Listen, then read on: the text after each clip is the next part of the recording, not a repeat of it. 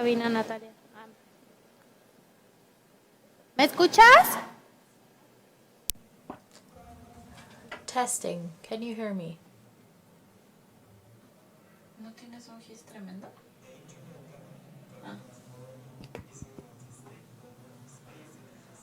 El foro de gobernanza para el Internet.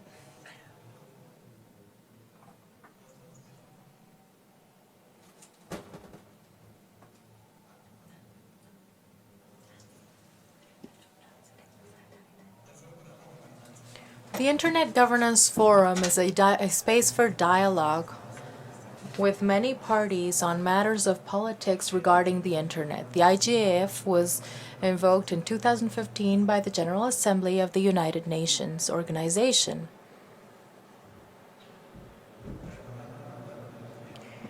The mandate was renewed by the General Assembly of the United Nations in December 2015, and it was consolidated as a platform to unite people from around the globe to participate in discussions related to the Internet.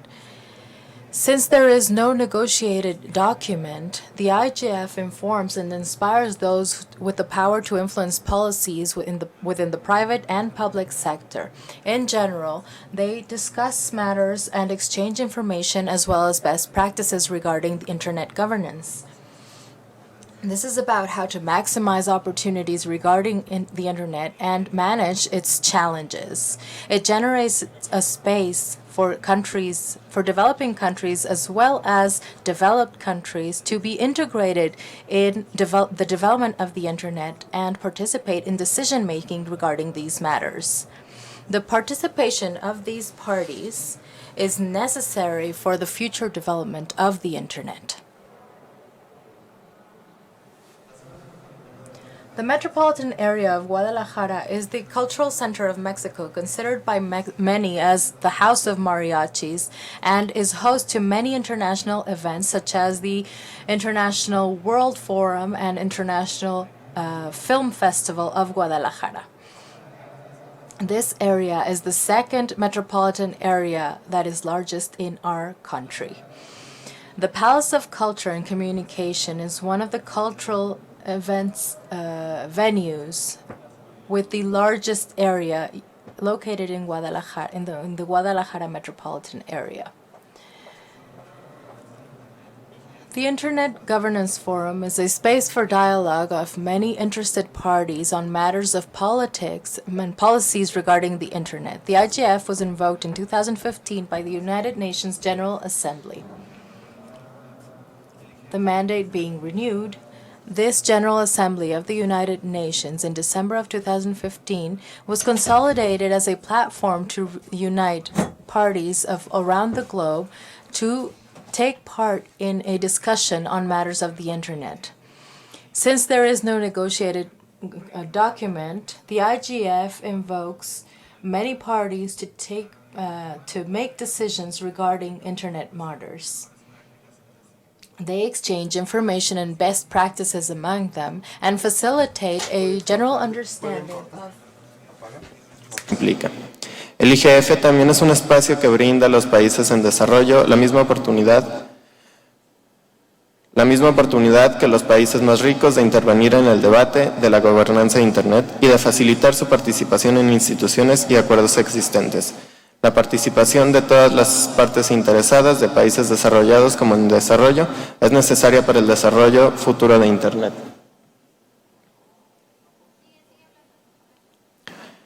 Zapopan, Jalisco. La zona metropolitana de Guadalajara es un centro cultural en México considerado por muchos la casa del mariachi y sede de un gran número de eventos culturales, tales como el Festival Internacional de Cine de Guadalajara, la Feria Internacional del Libro de Guadalajara y eventos culturales de renombre global que atraen a miles de visitantes internacionales.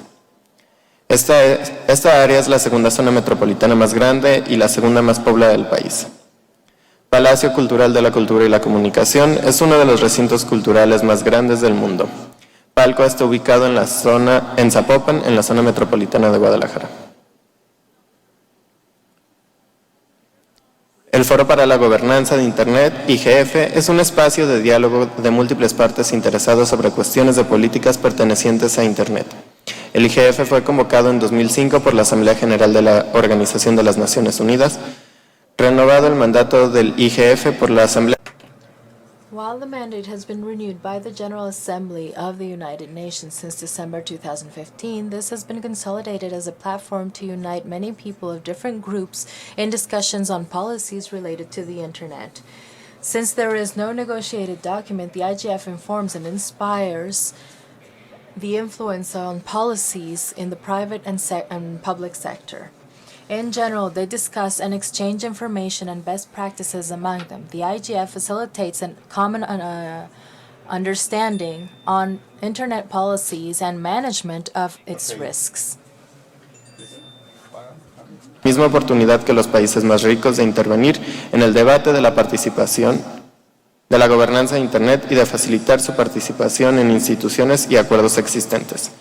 La participación de todas las partes interesadas de países desarrollados como en desarrollo es necesaria para el desarrollo futuro de Internet. La zona metropolitana de Guadalajara es un centro cultural en México considerado por muchos la Casa del Mariachi y sede de un gran número de eventos culturales, tales como el Festival Internacional de Cine de Guadalajara y la Feria Internacional del Libro, y eventos culturales de renombre global que atraen a miles de visitantes internacionales. Esta área es la segunda zona metropolitana más grande y la segunda más poblada del país. Palacio de la Cultura y la Comunicación es uno de los recintos culturales más grandes del mundo. Palco está ubicado en Zapopan, en la zona metropolitana de Guadalajara. Alojamiento y servicios. Información relacionada con hospedaje, visas, vuelos y actividades turísticas será actualizada regularmente. Se recomienda contratar un seguro de viaje y de gastos médicos que cubra su estancia en el país. El registro en línea concluyó el pasado 17 de noviembre. El registro en sitio se iniciará en frente de Palco. Puedes encontrar el registro en el estacionamiento de Trompo Mágico, Jalisco, México, el 3 y 4 de diciembre de 8 horas a 17 horas, el 6, 8 y 9 de diciembre de 8 horas a 18 horas. Los participantes remotos pueden inscribirse en cualquier momento. Véase la invitación del Secretario General Adjunto de las Naciones Unidas para Asuntos Económicos y Sociales, señor Wu Hongbo. Para cualquier pregunta relacionada con el registro, póngase en contacto con la Secretaría de IGF en igf@unog.ch.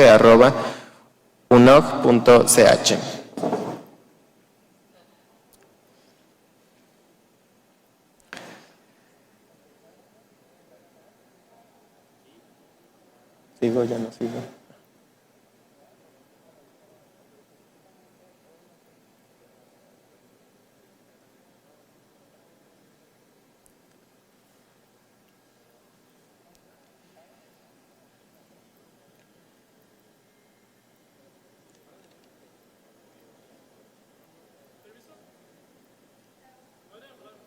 ¿Otra vez?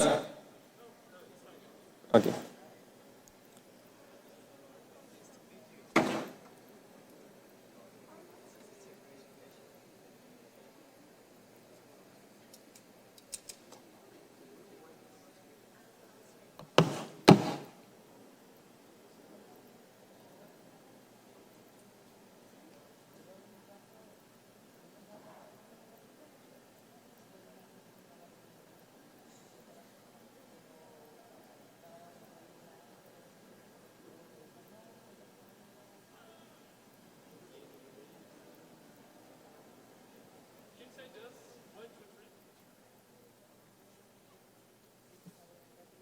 Uno, dos, tres. Uno, dos, tres.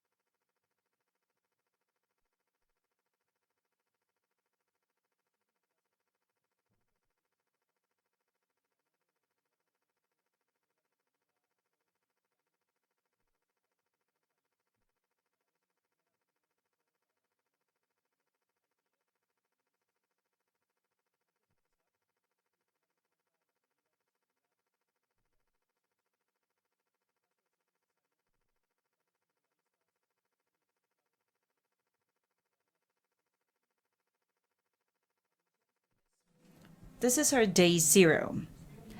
Therefore, please consider that one of the objectives of the IGF meeting is to maximize opportunities to hold an objective, inclusive dialogue relating to Internet governance topics. Therefore, in accordance with the spirit of the United Nations and according to the Code of Ethics of IGF, all of us who are part of the event, we have agreed the following. First of all, to make sure that this is a harassment-free experience, to treat every members of the community equally. Thirdly, to be reasonable, objective, and well-informed in every debate platform of the forum by listening and respecting all parties' opinions. Fourth, to be fair and good-willing with other participants. And 5, to promote an ethical and responsible behavior throughout the following days. The IGF Secretariat reserves the right to define the adequate behavior within the framework of the conference, specifically in the areas related to demonstrations or the lack of respect shown to other participants or the organizers of the meeting. Due to the fact that IGF adheres to the principles of the United Nations used to deter ad hominem attacks, participants should refrain for pointing out to individuals, companies, and countries in their participations and in the materials they distribute. Not complying with the above guidelines would make you leave the forum. To begin today's activities, we have with us Victor Lagunes from the President's Office. Victor is the Director General for ITCs, where he is responsible of the creation and implementation of federal public policy in terms of e-government. Besides, he was the honorary co-chair of the MAG of IGF.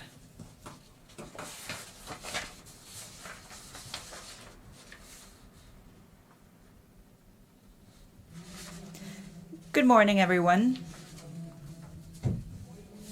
Today, Monday, December the 5th, we will begin with our IGF Forum Mexico 2016.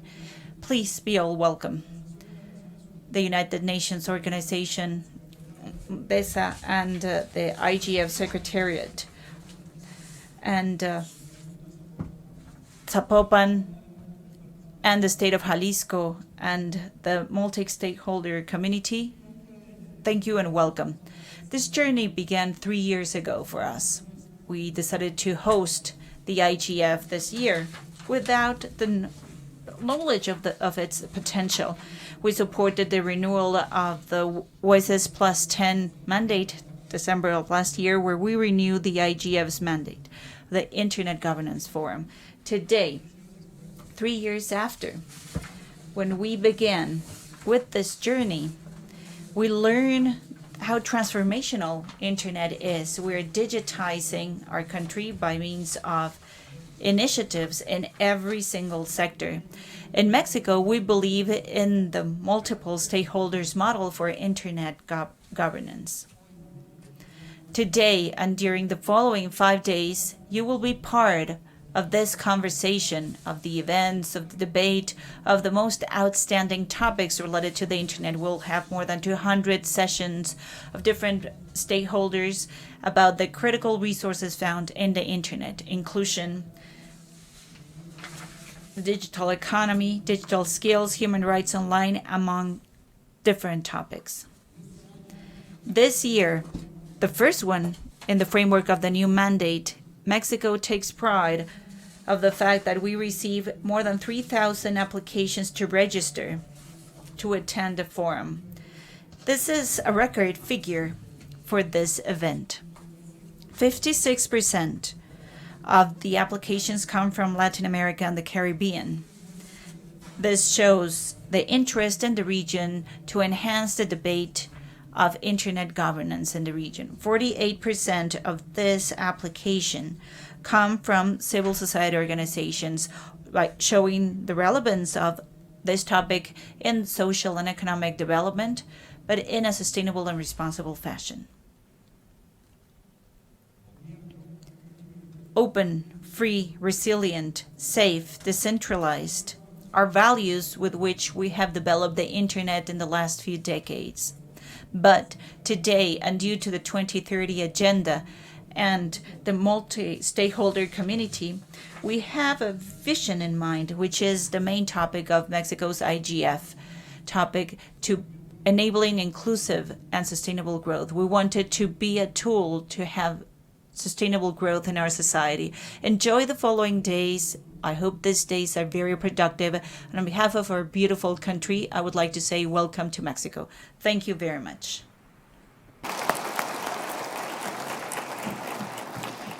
Muchas gracias, Víctor. Thank you very much, Victor. I would like to introduce Lynn Santamore, President of the MIG of IGF, and from Internet Matters, a nonprofit organization that deals in topics related to online security. Let's welcome Madam Santamore.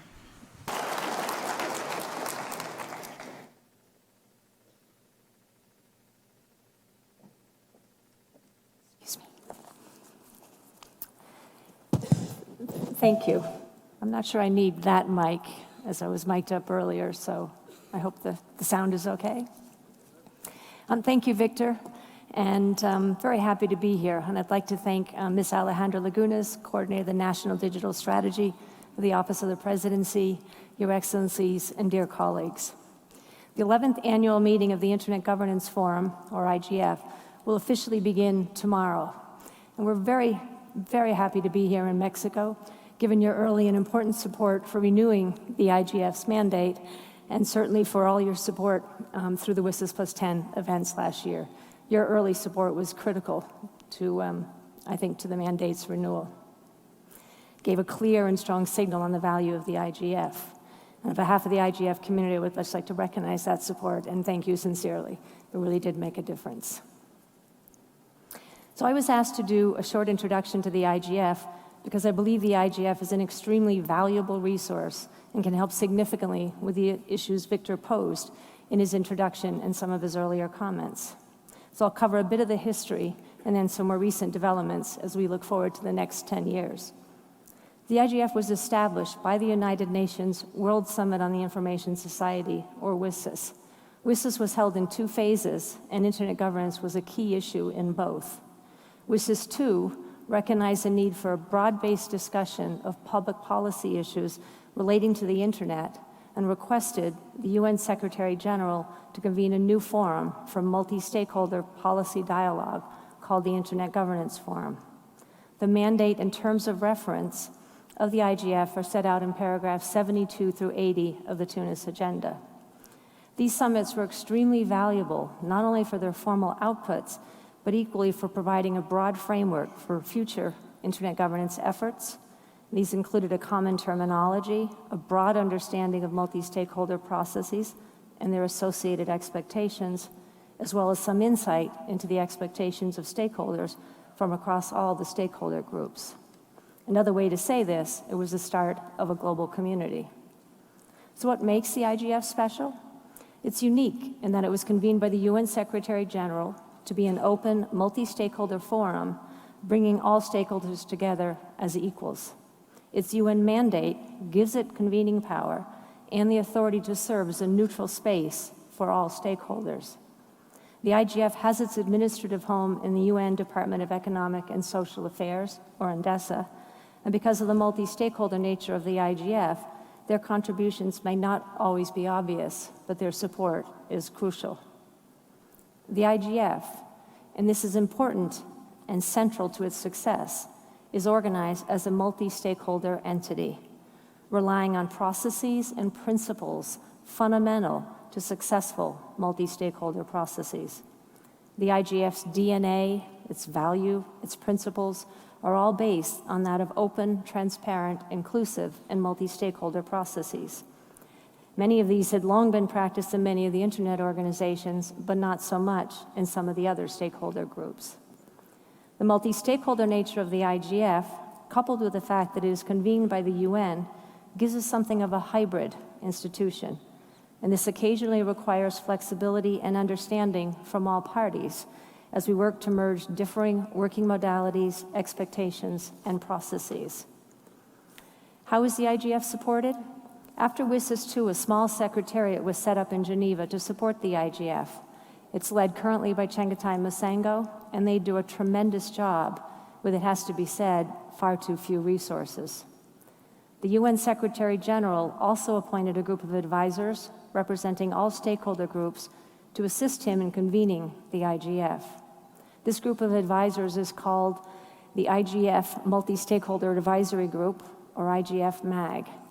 The MAG is made up of 55 members, with half coming from governments and the other half split equally across the other 3 stakeholder communities, that being the private sector, civil society, and the technical community. Approximately 1/3 of the MAG turns over each year, allowing new participation opportunities. The UN Secretary General also appoints the chair of the MAG, and in what I believe is a clear sign of the growing support for the multi-stakeholder model, I'm honored to have been appointed earlier this year as the MAG chair. And for the first time in 10 years, the MAG chair is not only female, but comes not from a government, but from one of the other stakeholder groups, the so-called technical community. As some of you may not be familiar with this grouping, the technical community includes, inter alia, those organizations that are responsible for managing or coordinating much of the Internet's infrastructure, such as the Internet Engineering Task Force, IETF, or the Internet Society, ISOC, Internet Corporation for Assigned Names and Numbers, ICANN, the Internet Architecture Board, IAB, and the 5 regional Internet registries. It also includes organizations such as IEEE, the Institute of Electrical and Electronics Engineers. So looking to the IGF's trajectory, the IGF was established to provide a multi-stakeholder platform to facilitate discussion of public policy issues related to Internet governance. Initially, the IGF was essentially an annual forum, but it quickly became evident that in order to have more impact, it was necessary to continue work between meetings. And so, over the years, an intercessional work program evolved. I'll expand on this in a minute, but it's important to point out that the IGF is an extra budgetary project of the UN, meaning that the preparation of this forum and support to the year-round intercessional work relies on voluntary contributions, on donations, and not UN member fees. This can sometimes be a limiting factor on what the IGF can achieve. Now turning to this year's IGF, in recognition of the very important goals set out in the 2030 Agenda for Sustainable Development and the fact that over 50% of the world's population does not yet have access to the Internet, the theme of this year's IGF, Enabling Inclusive and Sustainable Growth, was quite easy for the MAG to agree on. As we start the second decade of the IGF community recognizes the important contribution the Internet makes in promoting social inclusion and economic growth, and looks forward to accelerating developments in these areas. In particular, we are very happy to see the increased appreciation for and support of multi-stakeholder processes, and these now reach well beyond Internet governance matters. As an example, the 2030 Agenda for Sustainable Development has embraced many components of multi-stakeholderism in their activities, and they join a number of other UN agencies, as well as many policy activities, nationally, regionally, and globally, in doing so. Excuse me. It's becoming increasingly clear that in our hyper-connected world, we need to engage all stakeholders in order to make maximum progress on some truly complex issues. And this need is not at all limited to Internet governance issues. Another of the IGF's key focuses is on deepening engagement, specifically in the developing world. Again, with over 50% of the world not yet connected to the Internet, there is still so very much work to be done.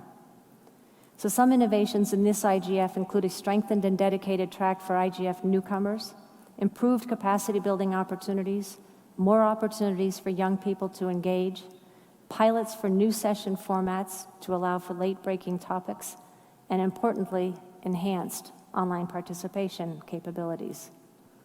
In addition to the innovations above, the MAG and the IGF community are very focused on advancing all IGF intercessional activities. These community intercessional activities, such as best practice forums, policy options for connecting and enabling the next billions, and dynamic coalitions, are delivering concrete outcomes that will help bring more people online and into the internet governance discussions.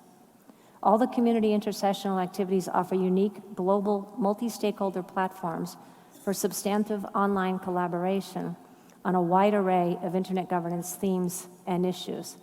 This community work will be featured far more than ever before at an IGF and open for further consultation at this year's meeting. By way of example, this year there are 4 best practice forums, or BPFs, covering gender and access, internet exchange points, IPv6, and cybersecurity.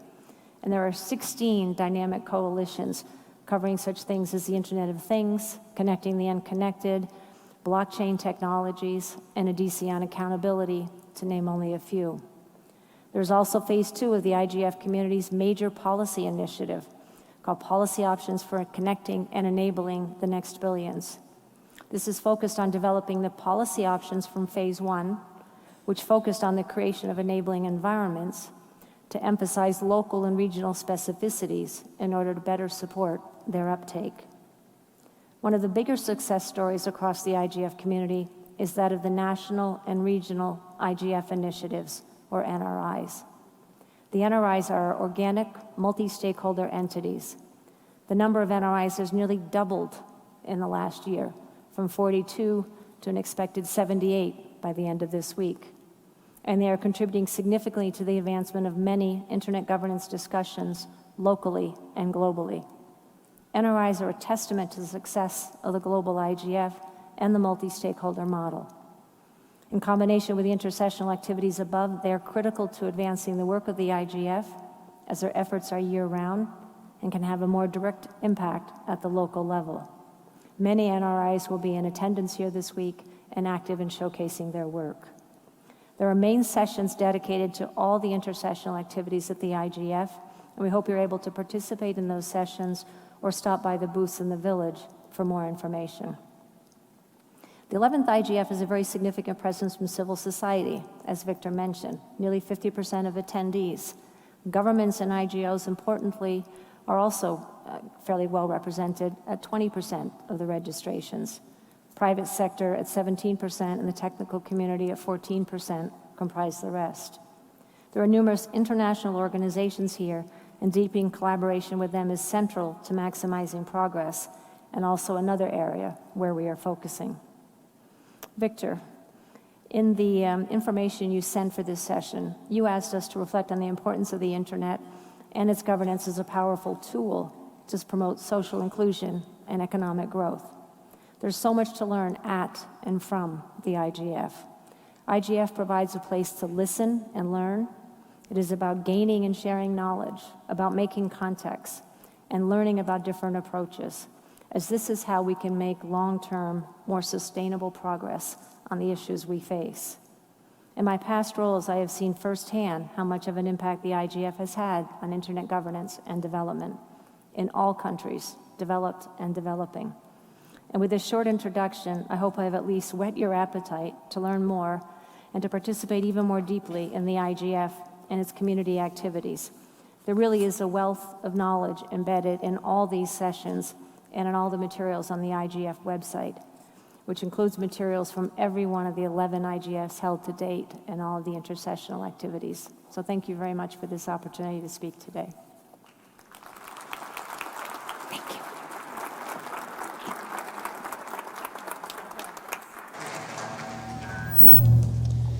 Thank you very much, Lynn, for your words. A la señora. Thank you for your remarks, Madam Moore. In order to move on with our agenda, allow me to introduce someone who doesn't need an introduction. Vint Cerf is well known as one of the fathers of the Internet for his participation in the design of this IP protocols and the architecture of Internet itself. He is currently the vice chair and evangelist of Google. He contributes to the development and standardization policies of the Internet globally. Join me in welcoming Vint Cerf.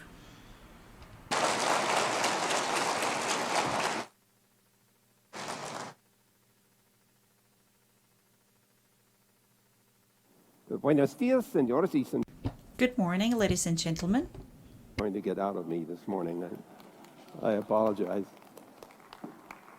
Thank you. I would like to spend a little time with you explaining that we still have a great deal of work to do to make the internet what we all hope it can be.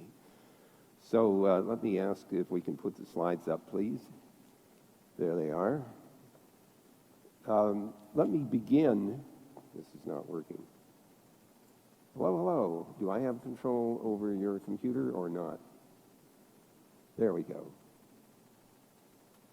This is the beginning of the internet. It's actually something called the ARPANET. It stood for the Advanced Research Projects Agency Network. It was sponsored by the American Defense Department.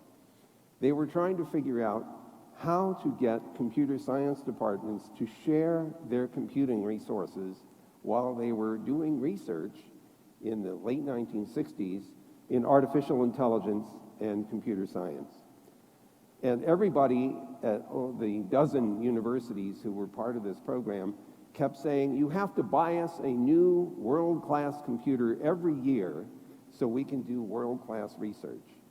And even the Defense Department concluded it couldn't afford to do that for a dozen universities. So they said, we're going to build a network and you're going to have to share. Everybody hated that idea, but the Defense Department said, we're building the network anyway. So they started at UCLA with the first node in Los Angeles, and they added 3 more nodes over the course of a few months. And so this is the ARPANET at the end of 1969, the beginning of 1970, many decades ago. I was a graduate student at UCLA, and I wrote the software that connected the Sigma 7 computer to the first node of the ARPANET.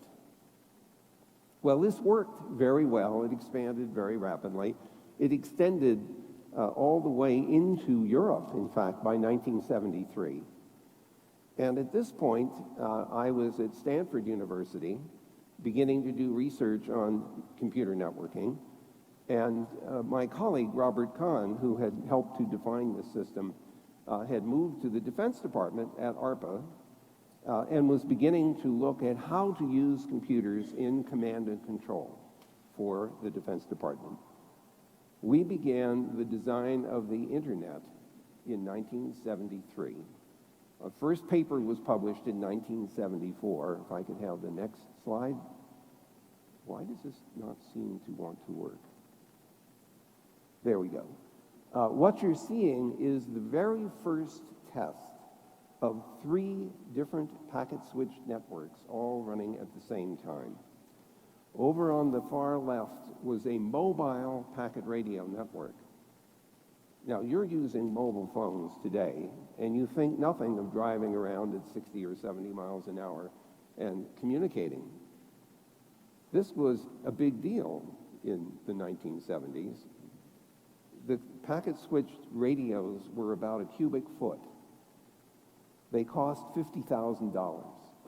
We required a big van in order to move them around. But we were testing mobile packet switching in the mid-1970s, including packetized voice and video communication in the mid-1970s.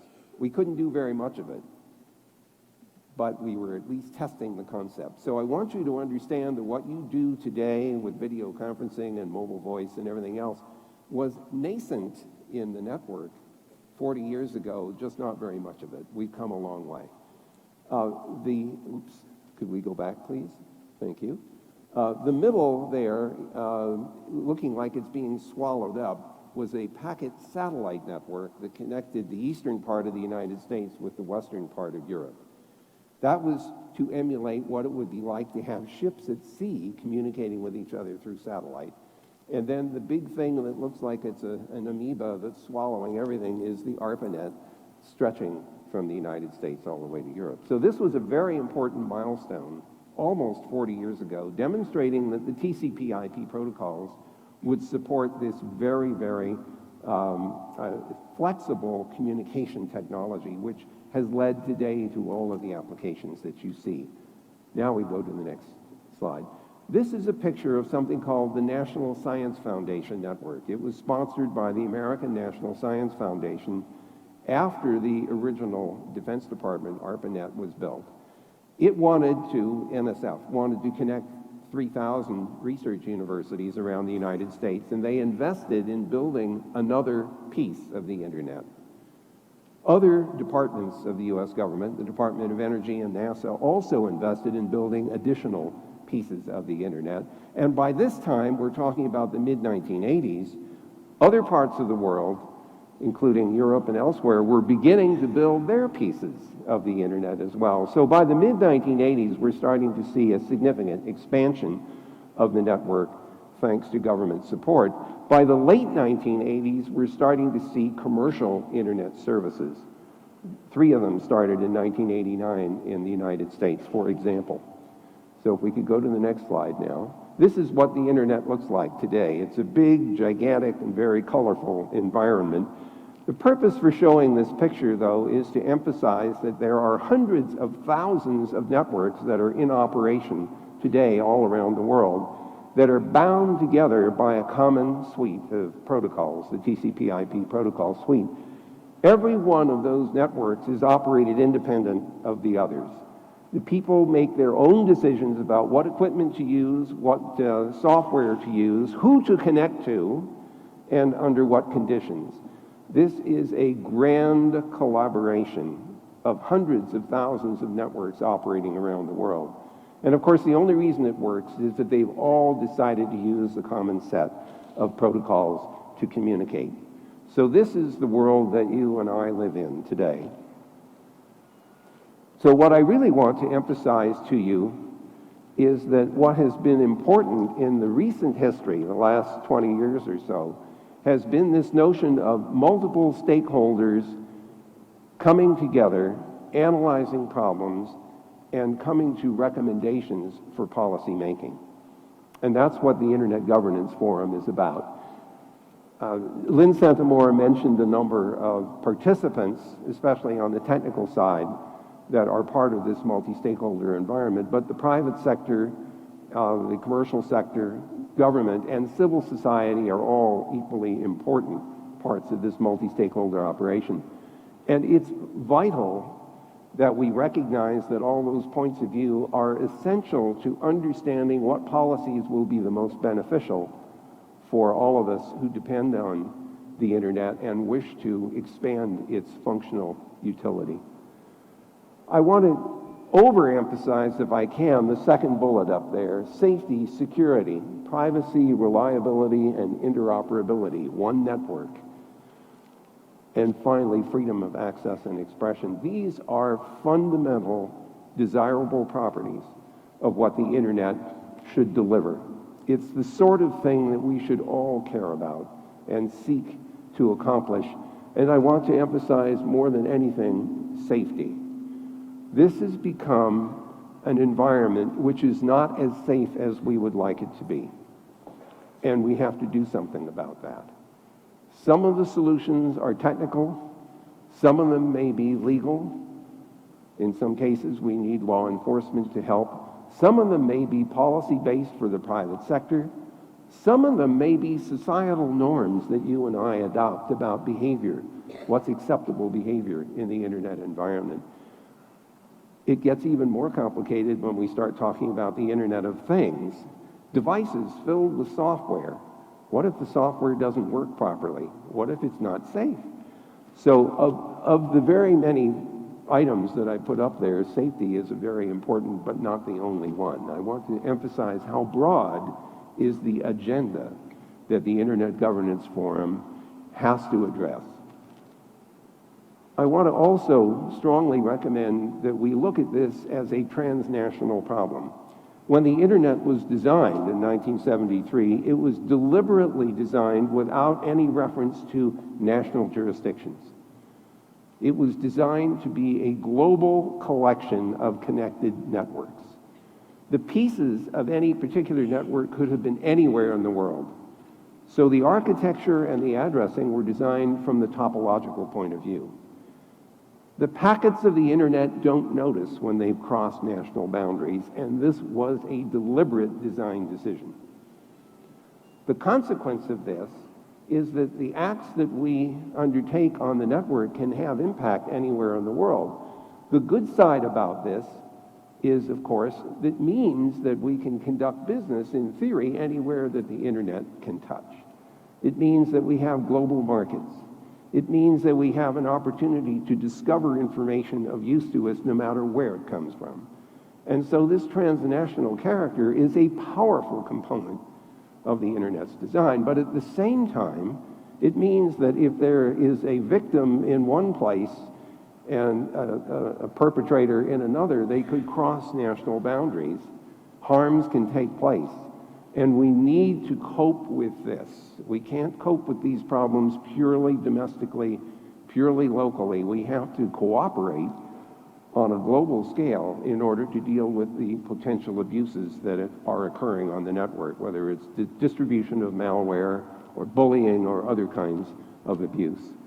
So we are going to need legal regimes that deal with those problems. On the positive side, we also need to create an environment where electronic commerce is well supported. That may mean common agreement about the power and strength of a digital signature, the ability to strongly authenticate parties who are transacting. If we can do that, we can make a much more rich commercial environment in this global network setting. I would be remiss if I didn't point out that the internet is not just about computers talking to each other. It's about you and me talking to each other. It's about our interactions. It's about our sharing of information with each other. In the early 1990s, when Tim Berners-Lee introduced the World Wide Web, to be honest with you, nobody noticed. It was about 1991. He released his first implementations around Christmas time in 1991, and I don't think too many people were aware of it. But not very much later, two researchers at the National Center for Supercomputer Applications, Mark Andreessen and Eric Bina, invented what was called the Mosaic browser. This was the first graphical user interface to the World Wide Web. It got everyone's attention. Millions of copies got downloaded because it made the internet look like a magazine with imagery and formatted text. It also allowed people to create and share information. You could make web pages. How did we get webmasters? This was fascinating. Every browser that was made allowed you to see what the hypertext markup language was that created an interesting web page. It meant that we all learned from each other. We could all copy each other's web pages, make changes to see what would happen. This was open source, basically, and so we all learned how to make our own web pages from each other. We escalated the rate at which we could be creative because we were sharing in such an open way. And so there was an avalanche of content that flowed into the network from people who just wanted to share what they knew, hoping that their information would be valuable to someone else.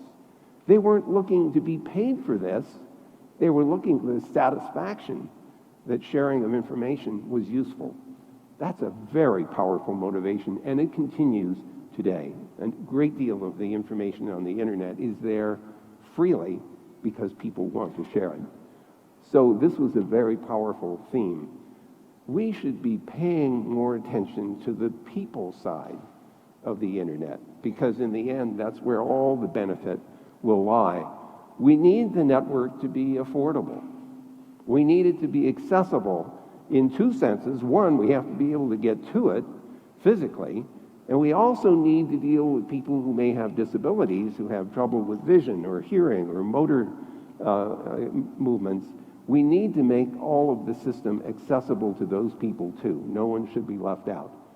And of course, it's very important to have local content that's useful. And so for those of you who are thinking, when you go back to your respective homes, about useful information, think about what is missing from the internet's information that you think would be locally valuable, and see if you can find a way to make that happen.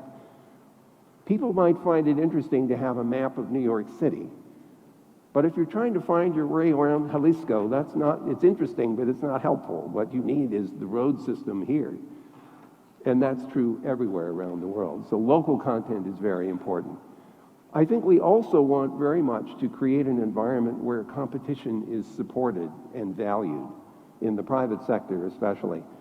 I want to remind you that from the technical point of view, the internet was architected to encourage competition by creating standards and by creating opportunities for multiple parties to bring up and operate a piece of the internet or to put up a new application. There's something we call permissionless innovation. That means you don't have to get permission from someone in order to build a new product or a service on the net. You just bring it up. When Larry Page and Sergey Brin started Google in 1998, they were graduate students at Stanford University. They did not have to get permission from every internet service provider in the world before they brought up their new search engine. They just put it up and let people use it. And of course, you know, over the course of the last 19 years or so, it's become a very, very successful business. That's an important property. Give people the freedom and opportunity to invent new products and services and allow them to put them up on the net and compete with each other for the attention of the users.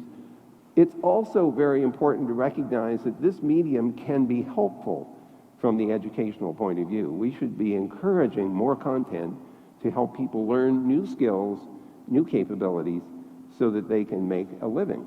And so education is another important part of the internet space, and you can imagine other scenarios, which I won't take time to detail, in healthcare, network facilitated work, and so on. This global system has the potential to affect our lives every single day, and we hope in a positive way. And as I say, we still have to deal with some of the other side effects, harmful potential side effects. There is a Global Connection Initiative, which was started, one of them was started by the American State Department. The World Bank is participant in it, IEEE is participant. There are many such initiatives to increase connectivity of the internet around the world, to make it available in places where it has not yet been built. There are some pretty interesting technical attempts to make the internet more accessible. One of them at my company, Google, is called Loon, L-O-O-N, because it's a little loony. We're putting balloons up at 60,000 feet. They cycle they stay in one latitude and they cycle around the world, giving access to internet from 60,000 feet. It's kind of like a very low-flying satellite. The idea here is to bring access to places that would be very hard to wire with optical fiber, for example. That's just one example. There are proposals from Elon Musk, for example, to put up 4,425 small satellites in low Earth orbit in order to increase access to the system. And of course, that is accompanied by all the work going on with mobile telephony, where we have LTE and 5G coming and 4G and 3G already in existence, where base stations are being put up on towers all around the world. That's probably the fastest growing way in which most people get access to the internet today, is through their smartphones. And so there are many different opportunities here to increase access. And of course, it's very important that all of this be sustainable, because if you put up a service and it only works for a little while because it's subsidized, you're not going to have a service that people can rely on. So sustainability is another very important point. Could I have the next slide? That's good. Now, I have to tell you that the technologists are not done either. There are standards still to be made that are still in the pipeline from various organizations, like the Internet Engineering Task Force, the World Wide Web Consortium, W3C, IEEE, ITU's telecommunication standards, and others, as you see up here. What we are very concerned about is to create standards so that first we will achieve interoperability, and second, we create opportunities for competition, because that's what interoperability does. It lets multiple parties create software and hardware that interwork so that you and I, as consumers, can have choice of what software and hardware to use. There's a big issue here about the Internet of Things, where we take devices, we put software into them, and then we expect those devices to operate reliably over a long period of time. If it's the heating and ventilation and air conditioning of your house, for example, or it's the security system, or it's the entertainment system, we typically buy these things and expect them to run for a while. Well, we all know that when you write software, you often make mistakes. We haven't figured out a way to guarantee that no one has bugs in the software. The consequence of that is that software needs to be updated. I want you to think for just a moment. Imagine that you're living in a house with 100 devices in it that have software. And some of them need new software to fix bugs or to create new capability. The question is, how will we know that the software that's being loaded is coming from a safe place? How do we know that it's coming from the appropriate source? How do we know that it isn't malicious software that somebody is trying to get us to put in so that our web cameras can be taken over, as they were recently in a huge attack against the Dine Company?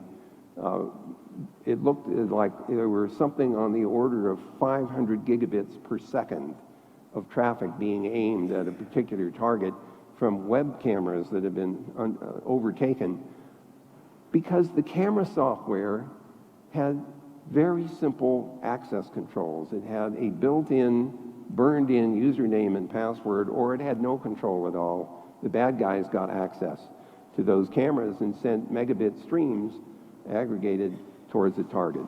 We have to fix these kinds of problems. We have to inhibit them somehow. And there are ways to do that. In particular, end-to-end authentication, cryptographically strong end-to-end authentication, gives you the opportunity for a device to say, I'm not accepting a piece of software unless it comes from someplace I know about, and I've been told I can accept that. That's also important for you and for me to authenticate ourselves when we're in the middle of transactions, where we want to make sure we know exactly who are we transacting with, and will our agreements have legal support. So we need to have that technology in hand and widely distributed.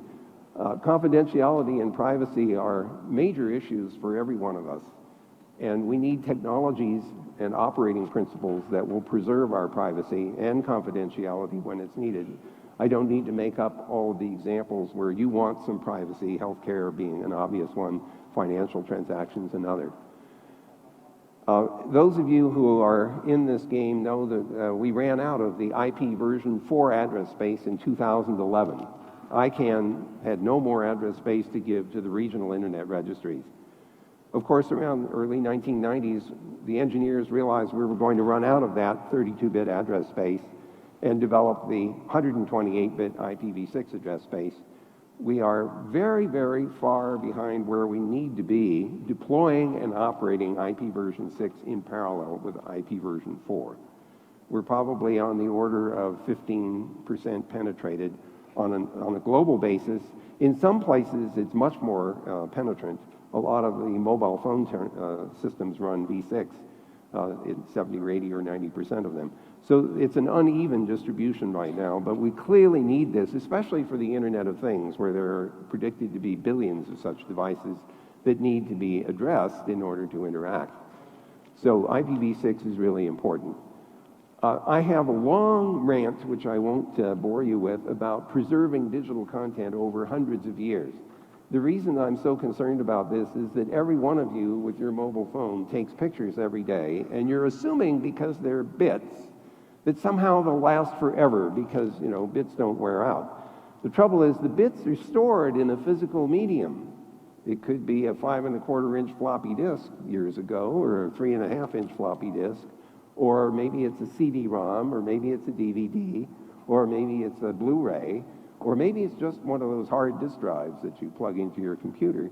The problem is that even if the media are still available, the readers for them may no longer be available. I live in the Washington, D.C. area. I might have to go to the Smithsonian Institution in order to find an old computer that will read some of my old disks. But there's another problem lurking, and that's the software that creates images and documents, spreadsheets, and other kinds of things. Software is needed in order to understand the format of that content. What happens if 100 years from now, the software that created that object doesn't run anymore on the hardware and operating systems of the day?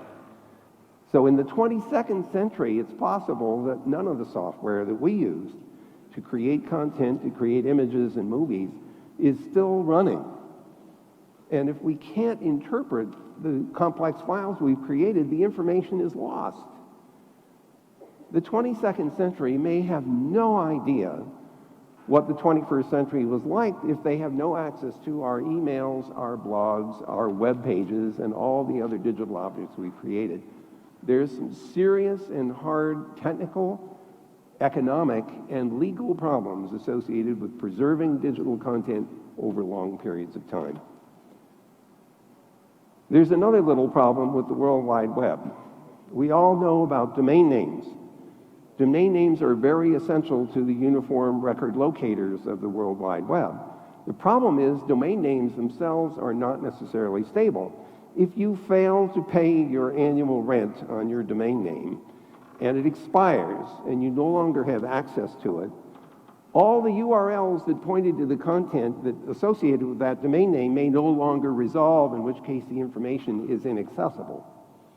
Or worse, someone else gets the domain name and puts content up that you didn't intend. And that's where the URL is resolved to. That could be awkward as well. We need stable long-term identifiers, and this takes some serious thought.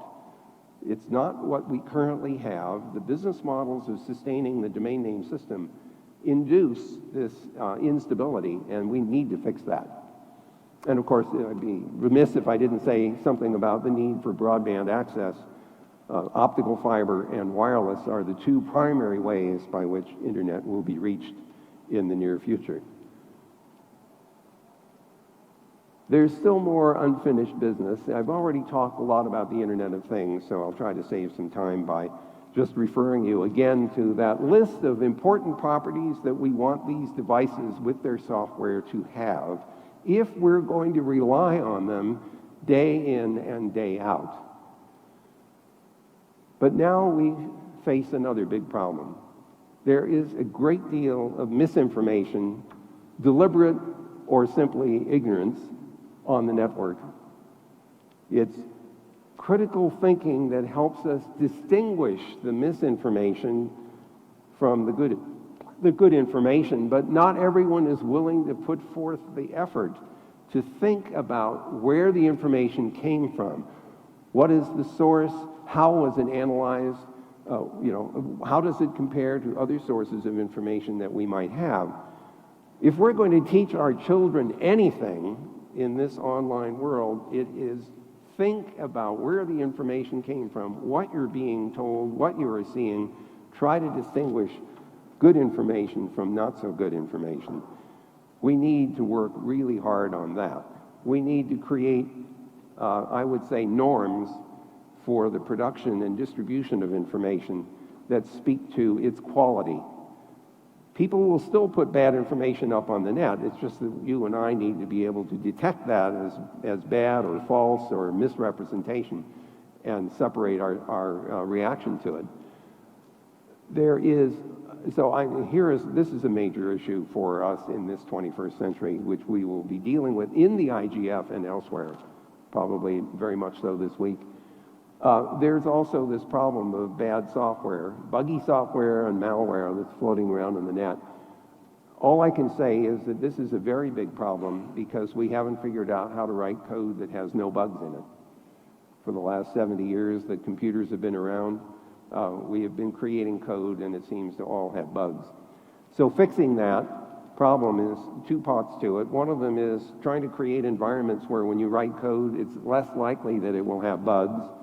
That calls for some pretty sophisticated software implementation environment.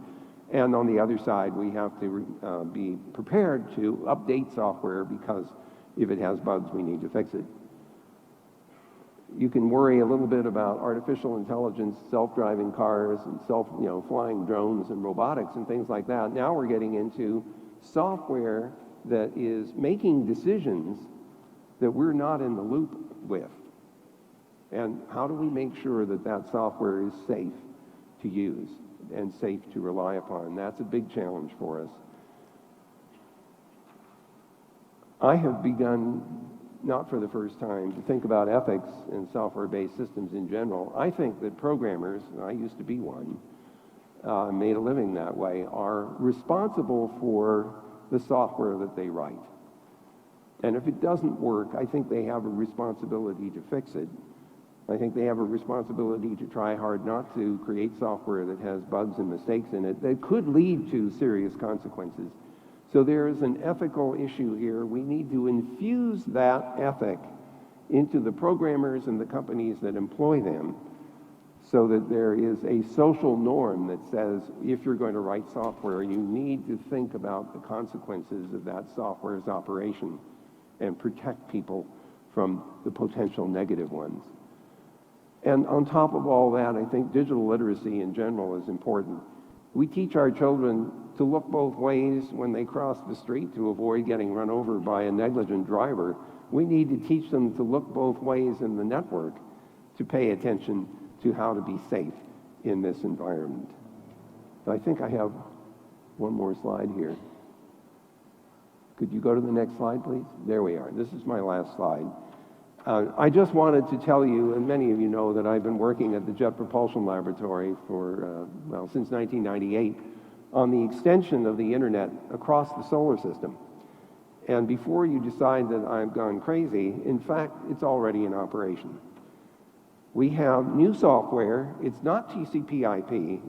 Without going into a lot of detail, it turns out that didn't work over interplanetary distances where the round trip times are 40 minutes to hours. TCP flow control doesn't work very well with that kind of delay in the system, to say nothing of the fact that it's a disrupted environment. You know, planets are rotating, and we haven't figured out how to stop that. And so if you're talking to something on the surface of a planet and it's rotating, eventually you can't talk to it until it comes around. So we have developed a new suite of protocols for interplanetary communication. We have it operating on Mars, on the surface, and in orbiters. It's operating in the International Space Station, and of course it's operating here on Earth. We are experimenting with that software now for mobiles and other kinds of applications. It's standardized by the Consultative Committee on Space Data Systems. It's freely available at SourceForge. It's freely available to any spacefaring nation that wishes to use these protocols.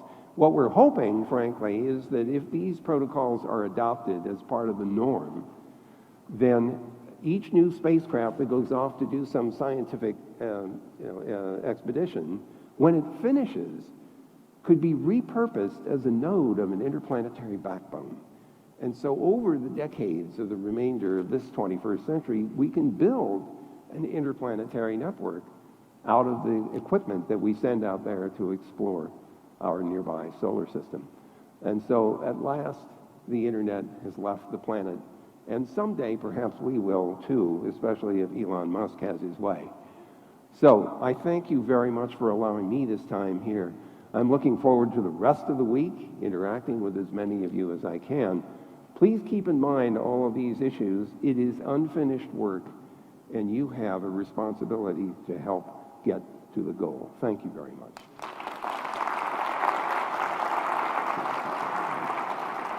Thank you. Muchas gracias al Dr. Sir. Thank you, Dr. Sir, for being here with us today. We are truly honored to have you here in Mexico. And next, I have the pleasure of introducing somebody who doesn't need an introduction as well. Alejandra Lagunes, the National Coordinator of Digital Strategy in Mexico. She has a degree in communication and has over 20 years experience in these matters of communication. She has been a pioneer in this sector of the country and is leader when it comes to strategies in the Mexican government. Please welcome Alejandra Lagunes. Thank you, Enrique.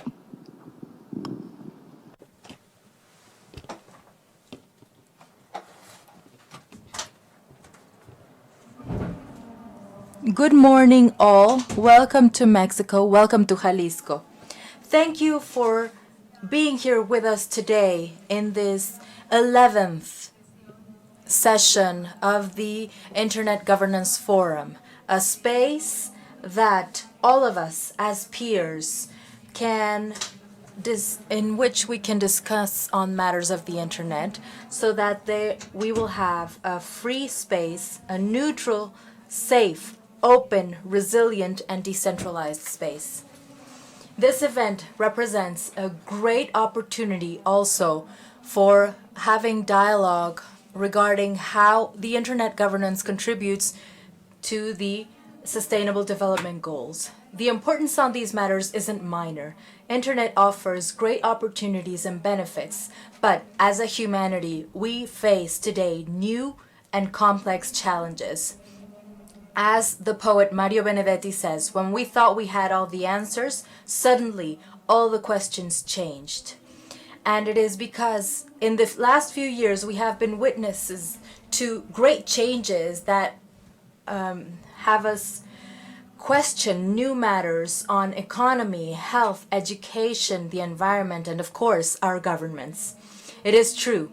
Today, we can take advantage of the internet to come close to contents that a few years ago we didn't have access to. 90% of the information available today was generated in the last 2 years. However, in the world, there are still 103 million young people that don't have a minimum level of literacy. 60% of them are women. Internet allows us to have a plural vision of reality, demand accountability of our governments, question democracies. Innovation and technological progress are exponential in all industries. However, more than 835 million people still live in extreme poverty, 12% of the world population. Internet offers us implicit opportunities regarding knowledge and participation. However, the global economic expectations aren't promising. According to a McKinsey study, if the economic growth continues with its current trends, in the next decade, over 70% of homes will have reduced their incomes. In the last 10 years, the gap between the richest and poorest has increased by 11% in developing countries. And in developed countries, the scenario isn't much better. We live in a world with many realities. Faces of a humanity of contrast, as it is here in Mexico, this great country in which we don't have one Mexico, we have many Mexicos.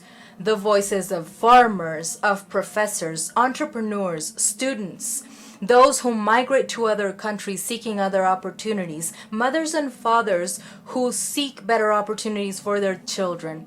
I would like to share the story of 3 women who use technology to improve their health and that of their children.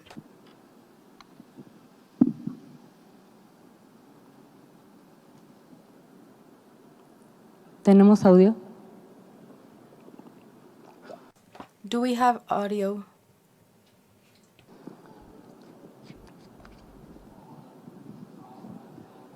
¿Lo podemos regresar para tener audio? Can we play it again so we can listen to the video, please?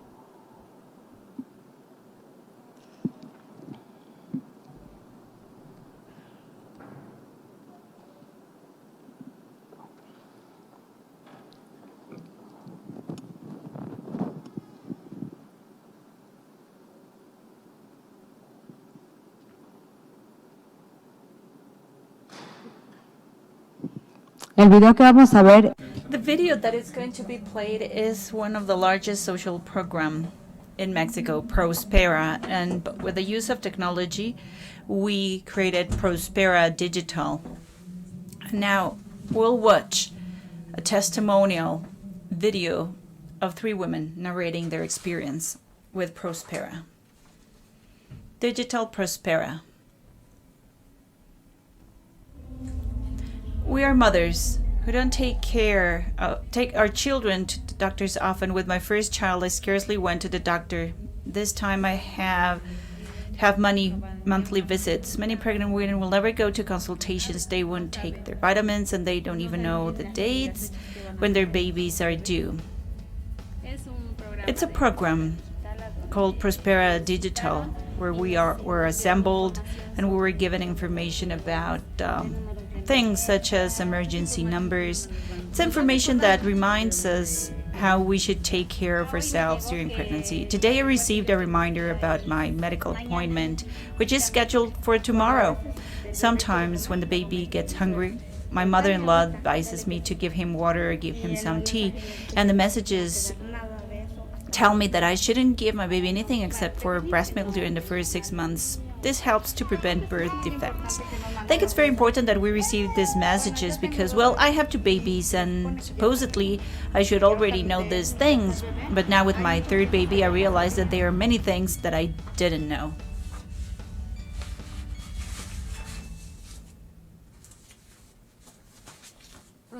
Prospera Digital is a program that is aimed to reduce maternal mortality. This was one of the Millennium Development Goals that we didn't manage to fulfill as a country. Prospera Digital aims to get to 7 million women who are part of the Prospera program. And it aims to use mobile phones. Pregnant women and with the 2-year-old babies receive timely and customized information on their mobile phones, and the government obviously improves its capacity to respond. This project has taught us that by means of the internet in a coordinated fashion with a cross-cutting approach, the government can offer the tools that are needed to have a positive impact in the life of people. And that is to change people's lives, to fill the inequality gap, to have a level footing for the same opportunities. This is what the internet can do. 3 years ago, we decided to implement an action plan that would place the citizen at the core of all of our actions, that would make our government more open and more efficient. This action plan was titled the National Digital Strategy, and it has 2 core goals. First of all, to use technology to transform our government, and secondly, to make the government a platform that can trigger innovation and development. In order to make the government in an innovative and development platform, one of the examples that I can share is that hundreds of institutions are placing their information in open data formats. The purpose is to have all government information available to anyone, and that this information is transformed into useful tools. I would like to invite Ania Calderon, the Director General of the Open Data Department of the President's Office, to share with us from her expertise what does it mean to witness this incredible transformation.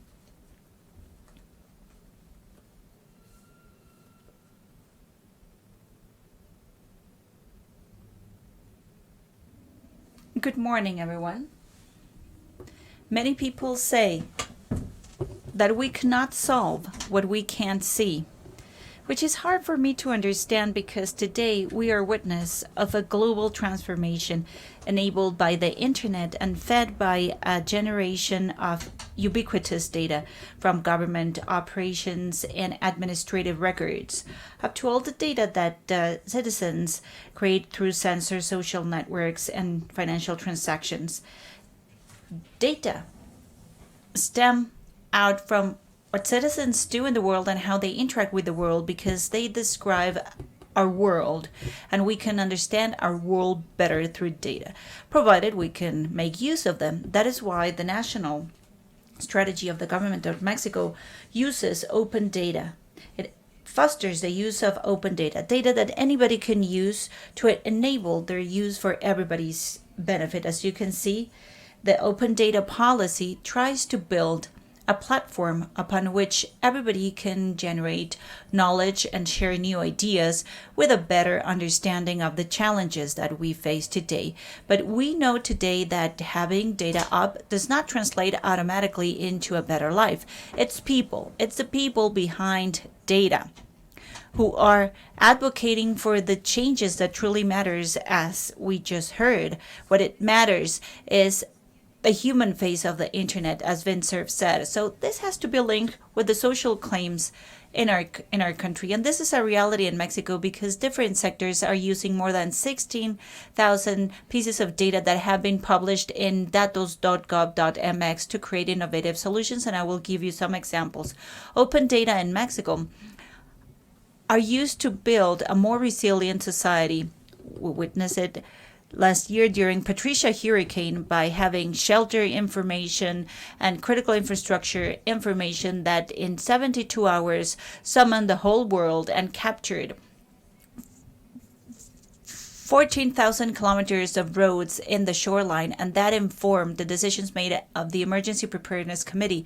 And it made it possible to have multi-stakeholders making decisions together and preventing damage from further natural phenomena. On the other hand, open data create change for Mexican families with the publication of more than 52 million price records of more than 2,000 points of sale in the whole country. A company created an app so that families can compare prices between companies and save money when they buy stationery for their children or buying presents for these holidays. And the last example, which in my opinion is very relevant for today's activities, because you can on real time make queries about the quality of air here in Guadalajara as well as in Monterrey and Mexico City, available in Google due to open data on the pollutant records that Semarnat has, as well as more than 700 monitoring stations throughout the country. So this data allows us to protect the environment and also to be cautious in terms of how we take care of ourselves. This is how I would like to wrap up my remarks. And open data is a public asset, and we're using open data to change the way we interact with the environment, to innovate our present and innovate into our future. But that means changing how we address policymaking, and this entails as well how we use governance. We need to be open. We need the type of governance that recognizes that citizens at the core, and that is what open data can offer. Open data related to infrastructure, for example, in terms of the use of internet, should help us to build a collective mindset of the world that we want to live in. Thank you very much. Thank you very much, Anya. Estos son datos abiertos. These are open data in action. Thank you, Anya, and your team for the tireless efforts that from day one you have invested, from day one when we envisioned the national digital strategy, and we knew that it was going to be a landmark. Policies that are evidence-based and in tight collaboration with every sector, with the academia, with the organized civil society, and with different industrial sectors. The open data policy was the first one in Mexico that was implemented in collaboration and using the internet. Also, a presidential decree was published that mandates the federal government to open up their archives and their databases, and we have thousands of people as well committed to change our culture. Mexico, in just 2 years' time, has become the top country in the region from the Web Foundation Open Data Barometer and the 10th place in the Open Data Index by the OECD. And I would like to use another example of how we have transformed our government, one of the most ambitious projects, which is GovMX. This is the digital government project. This is the result of teamwork, standardizing norms, interoperability, accessibility, digitization, security, identity, man hours, and many other items are purposes that citizens from one single point can have access to government information, to government processes, as well as a digital participation platform. In order to give you more details, I would like to invite Yolanda Martinez, who runs all the digital government efforts in the country, and Jorge Sepulveda, which is part of the technology team from the President's office, and he is also the lead of the infrastructure team of GovMX. Well, they lead tens of people in their staff, and every day they live in their own skin what it means to transform a government. Thank you, Ali, for allowing us to participate in this transformation.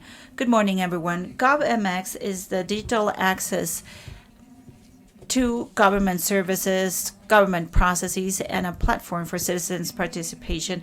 The single window is an initiative that is rethinking the way the government interacts with its citizens, and it innovates every day, streamlines processes, makes lives easier, saves time and money to every single individual that can ask a service from the government through the use of internet and other technologies. GovMX uses all of these resources to democratize the access to the most used public services with a 24/7 availability, 365 days a year, from any device and from wherever you can get internet access. This is how powerful internet is. GovMX is a new model of digital access that is revamping how we render government services to our citizens. And this means that we have managed to unify and standardize our communication strategies digitally from different government agencies to generate a platform for citizens to participate and the definition of digital standards for every government agencies to promote interoperability so that the government stops asking citizens for information if the government already has that information, to have a user-friendly homepage available 24/7. And we're no longer asking citizens to go from one government office to another to share information. We want to unify what the government does in one single point.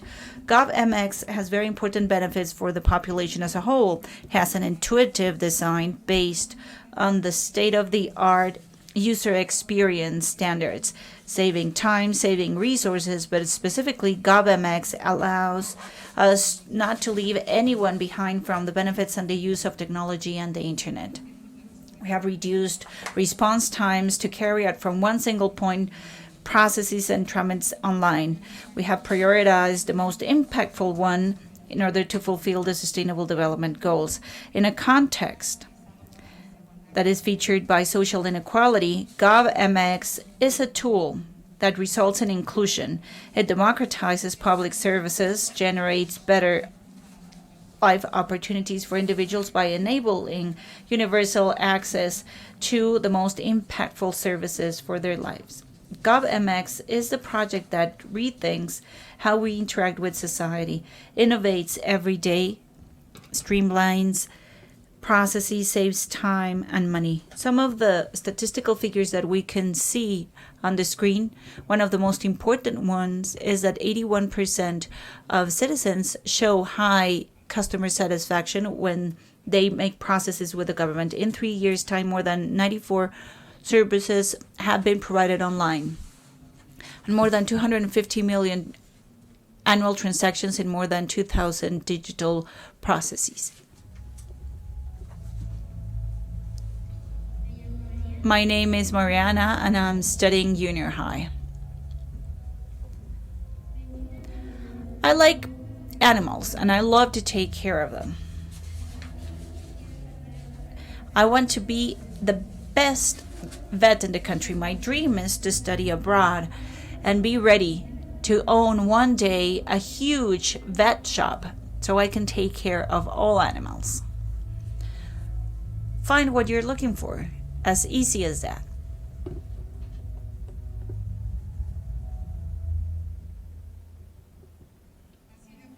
As easy as that. As Mariana said, at GovMX we can find a tool to fulfill our dreams. Thank you very much.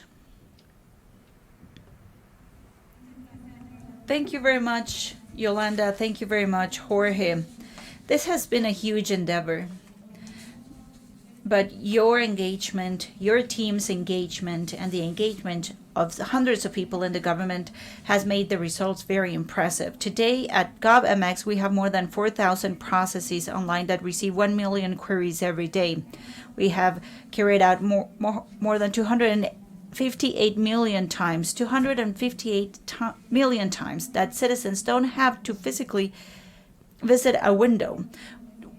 We are very proud to say that Mexico is the leader in Latin America and the Caribbean in participation and services online, according to the United Nations e-government survey. Also, the proportion of individuals using the internet to interact with the government grew by 17 times, and it moved from 1.2% to 20.8% in 2015. But we know that what is the use of having a digitized and modern government if we don't have two key elements first? The first one, connectivity, and the second one, inclusion and digital skills. In 2013, the telecommunications reform was implemented. Due to this reform, internet access became a right enshrined in the Constitution. Mexico is the 8th country in the world of having this right enshrined in the Constitution. This reform also triggered competition and managed to bring prices more than 20%. Within the framework of this reform, the government has managed to connect more than 100,000 public sites, hospitals, schools, healthcare clinics, and government buildings. It is evident the breakthrough that we have managed to achieve. Internet users in Mexico grew by 70% in 4 years. For the first time in our country, we are over the connectivity figure, and we have covered more than 50% of the population, and we have more than 70 million people connected. And if we address the second element, inclusion and digital skills, we're in the process of transforming the educational model in the country. This is a transformation that has already started with the educational reform, but also it tags along a new change into the model, and that is how we introduce more technology into schools. We have created a special government department in charge of designing and giving follow-up to the policy to incorporate technologies in the educational process. We have defined a digital inclusion program that has 4 pillars: training teachers, an online platform with thousands of educational material, equipment and connectivity, monitoring, and continuous evaluation. In sum, with this program, we are trying to put at the service of students and teachers the technology so they can develop digital skills to help them be more creative and be more competitive in this century society. We can say then that we have managed to fulfill our goals? No, definitely no. We're still far away. This great victory would be the result of the values that we have to defend: freedom of expression, universal access, security of information, and privacy of information. And probably going back to Mario Benedetti's, the poet's thought, tomorrow we'll have new questions to address, and we might not have the same answers. But I dare to say that all of us who are present here, we believe in the transformational power of technology and the internet as a democratizing tool. What should engage us vis-a-vis the challenges ahead? I believe that by understanding our present and our future with a different lens, to acknowledge the value of our diversity, we need to find the richness of differences instead of creating gaps. As Diamandis and Cutler said, we live in a hyper-connected world. Solving problems in any place means solving every place's problems. We're engaged by the principles that define us as a society: equity, respect, inclusion, and justice. These values also unite us so that the internet helps us build a better reality. Internet by itself is not going to solve the problems that we face today. That is in our hands. It depends on what we do with the internet. We have a great opportunity ahead of us to trigger more information, to use all the data at our hand to develop our own domestic market, to produce and consume our own digital products and services. We must be creative. We need to be critical. We have to hack bureaucracies. We have to be better together than apart. We need to turn our back to hate speech and show the face of inclusion. We have to give legal certainty, and at the same time, we digitize our governments. We need to be better members of government, but also better citizens. A country that knows how to reinvent itself in an ever-changing world has the future in its hands, a future that I want for my daughters, Roberta, Carola, to whom I devote this dream that starts to be a reality to this day. Thank you very much.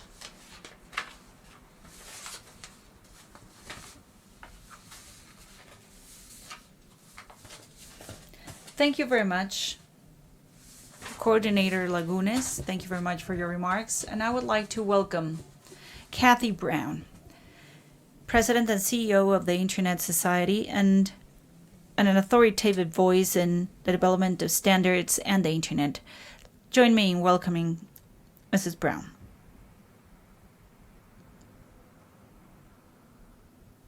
Good morning. Good morning. I am truly delighted to be here in Guadalajara, Mexico this morning with all of you at IGF 2016. I want to express our collective appreciation to our fabulous host, the government of Mexico, and especially to Victor and Alejandro, who have become close and dear allies over this past year, together with other friends across the Mexican government and across the internet community here in Mexico, for the support and the very hard work of the past year to find this beautiful venue. It is quite beautiful, and to welcome us with such warmth to your wonderful country. So thank you.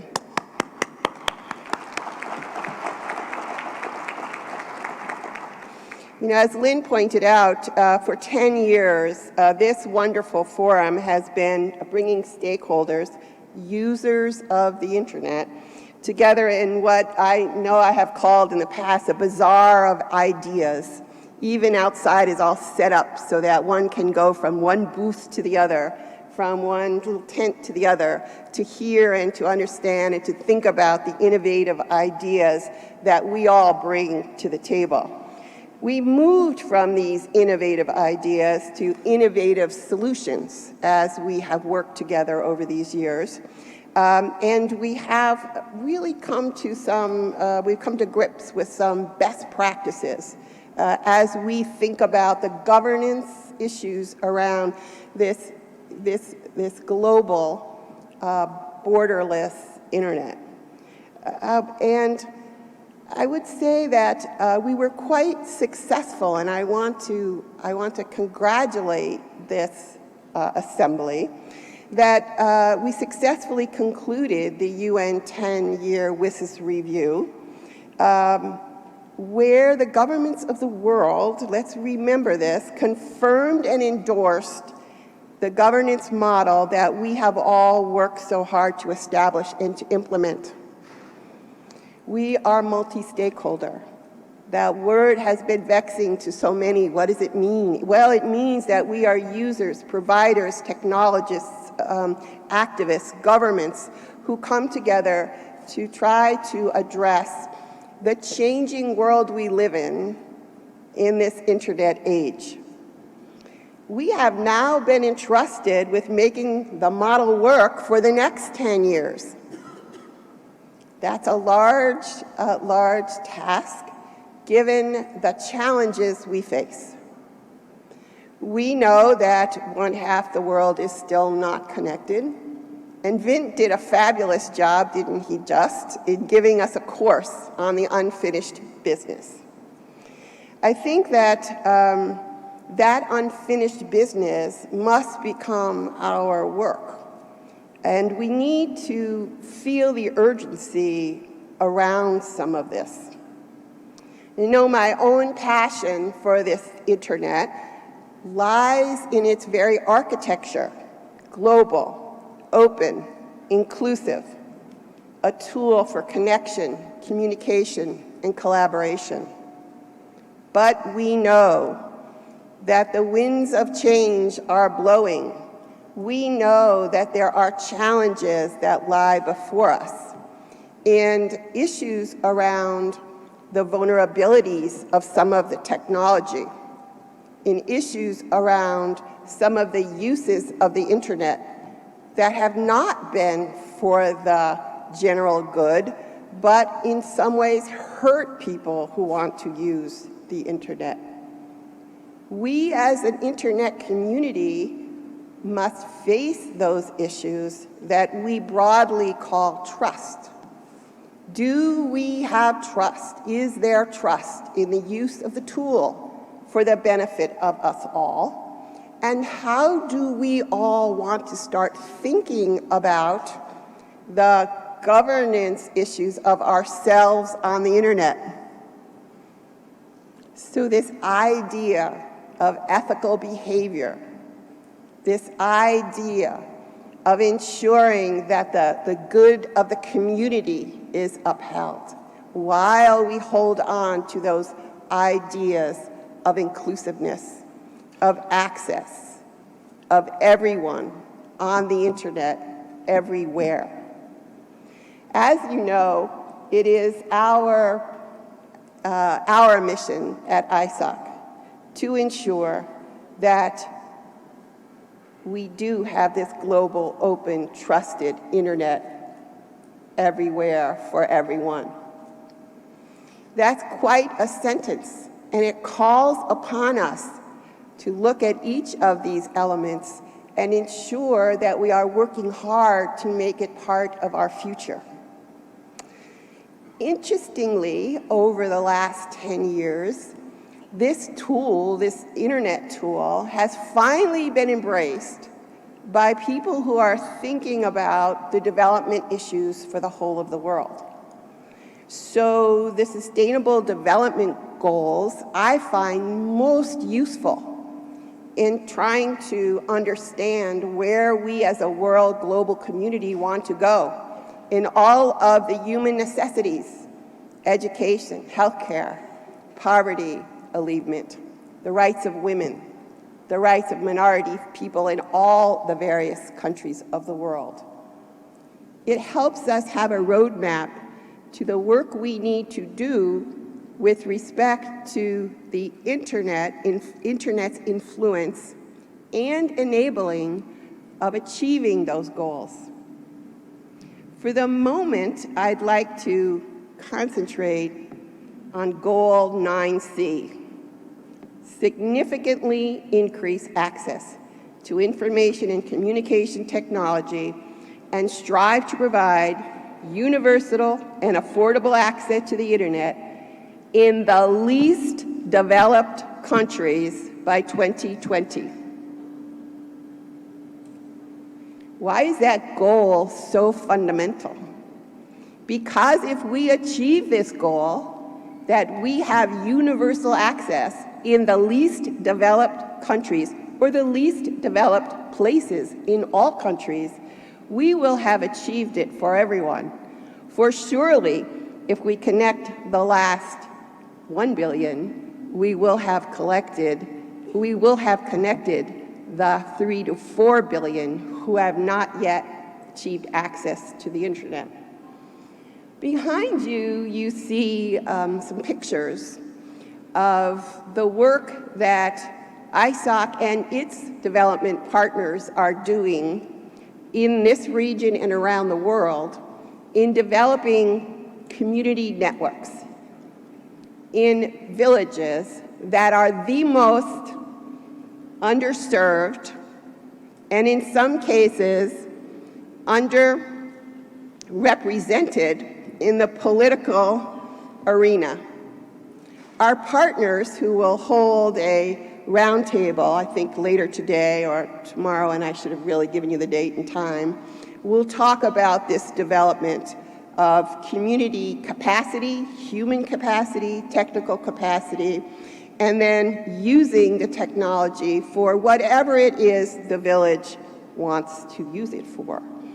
You will see here some pictures of and we're going to start at the beginning so I can almost tell you where they are. Here in Agua Azul, about 40 kilometers outside of Cancun, where we have a beautiful program, schools, these fabulous children, the most well-behaved children I've ever seen, who actually wait their turn to use a Raspberry, by the way, because we're not yet connected to the overall internet, but are learning how to use the internet functions for their own future. You see our community in Telonia, India, where again, the community itself has built a Wi-Fi network that is used by the women of the community in their manufacturing of solar ovens for their villages, and where the children also line up to learn the internet skills. You will see a school for farmers in Sri Lanka where the community internet, the community network allows those farmers to get the information and send their goods around the world. And my favorite, you will see, is a sign that's put up on one of the walls that talks about the inspiration that people living in the community give to each other to serve each other in that community so that they all achieve together. It is quite moving, and it is quite part of the spirit of the internet itself. We believe that those villages and the experience in those villages provide for a policy framework for what we need to do to meet Goal 9C. You see, because they can put up those small networks, but they need to be connected. They need backhaul. So let's get tactical. One of those schools is but 2 miles from the main highway, where you see the towers, the wireless towers running down the side of the road, and any one of us who understands these networks knows that there is backhaul that's running right down that highway. Why can't we get that school and that town connected? Honestly, how much traffic is coming from a small little village? In Telonia, not so many kilometers away, is a railroad line with fiber running right down it. My point being, this backhaul issue shouldn't be as hard as we're making it. Yes, we want to strive for every part of every country to have that kind of network that would reach, in commercial terms, every place else. But until that happens, there are solutions. There is a policy here about whether and how we want to connect those small villages. In order to run that Wi-Fi network there, you need a spectrum license. You need to have some spectrum to run a wireless network over.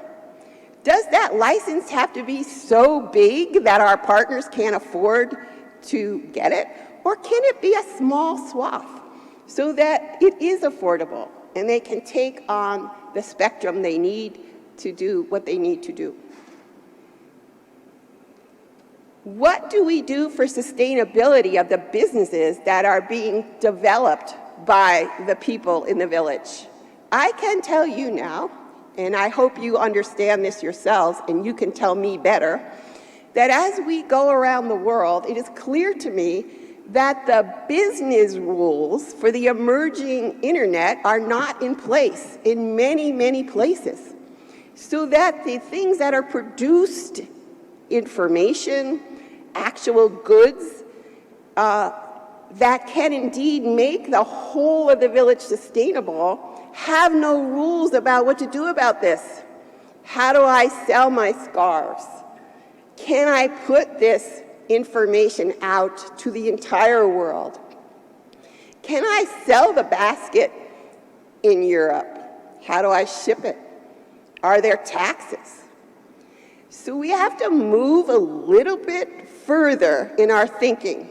From yes, we have to provide the infrastructure, But then we need the business infrastructure to actually allow the businesses to go forward and to have the whole of the village be financially sustained.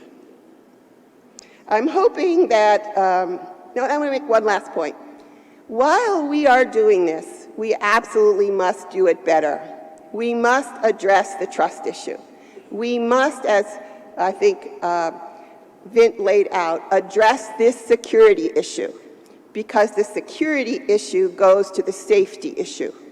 Am I safe online? Can I do what I need to do? Can I trust what's happened on the other end of the transmission I make? Can I trust that something I say online will not be used for me to lose my liberty? We have some issues. And we need, as we think about connecting the rest of the world, to face them. Because 10 years into this great age, this internet digital age, we understand that this is the existential issue of our internet age, of our 21st internet, that it is a safe internet, and that wherever those technical vulnerabilities lie, we're working hard on them, and where the societal vulnerabilities lie, we have an answer for them. It is time for us as the internet community to put some productive, concrete ideas on the table and to start to be activists about them, to find the places where we get the normative behavior, whether it be community-based, contractually based, and when and where necessary, government-based, so that the users of the internet feel safe. So, this week, in the workshops we'll all attend, I hope we get serious about these two big ideas: access and safety. Trust, security, access. And that we together make some commitments about what we will do as a community to address these challenges. I especially, in wrapping up here, want to call out our chapters, our ISOC chapters, some of which are here, some of which the leaders are depicted in some of these pictures, who lead so much of what is going on in the community on the ground. We have 134 chapters now in 97 countries, I believe, around the world. People who are working hard each and every day to create their own futures. Finally, let me double down on this notion that the internet is about the future. It's always about tomorrow. So I'm thrilled that the next generation of internet leaders, 90 young activists from Mexico, from the region, and from around the world, are here at IGF 2016. I see some of you out there. You make me smile every time I see you. They are being supported by the ISOC Ambassador Program, but also by CGI, by the government of Mexico, by NIC.MX, and also by Google and Intel and Microsoft and Verizon. So congratulations to the supporters, and I'm looking forward to hearing from our young leaders, to our future IGF coordinators, I hope, and not so future. I hope soon they will step up and take over for us crusty old folks. By training these young leaders in areas such as internet governance, privacy, security, access, how to build the internet, how to build networks, how to connect the world, we continue to create the next generation of the internet itself. So thank you very much for this kind invitation for me to speak, for the Internet Society to be here in this opening session on day 0. Many, many, many thanks to our friends in Mexico for the warm welcome, and again, thank you for your generous hospitality. I wish you all a very good IGF, and I'll see you in the hallways. Thank you.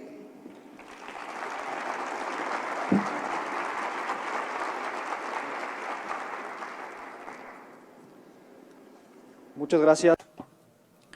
Thank you, Mrs. Brown, for her participation. Everything you have done has been fundamental, not only for this event, but for the future of the governance of Internet. To start with the last part of our session, I would like to share with you a video on behalf of the state of Jalisco. Let's talk about Jalisco. It's innovation. What is innovation? It's the systematic and creative process that allows people to find new solutions and with value. People think that innovation is a robotic arm or something highly technological, but that's not it. Innovation is in any professional or recreational area of our lives, of any project. It's just to look for different ways to improve something that is already done. Something new that has creativity for looking at things differently, and this becomes innovation in our daily life. I'm also supporting a new network of innovation, technology, and entrepreneurship.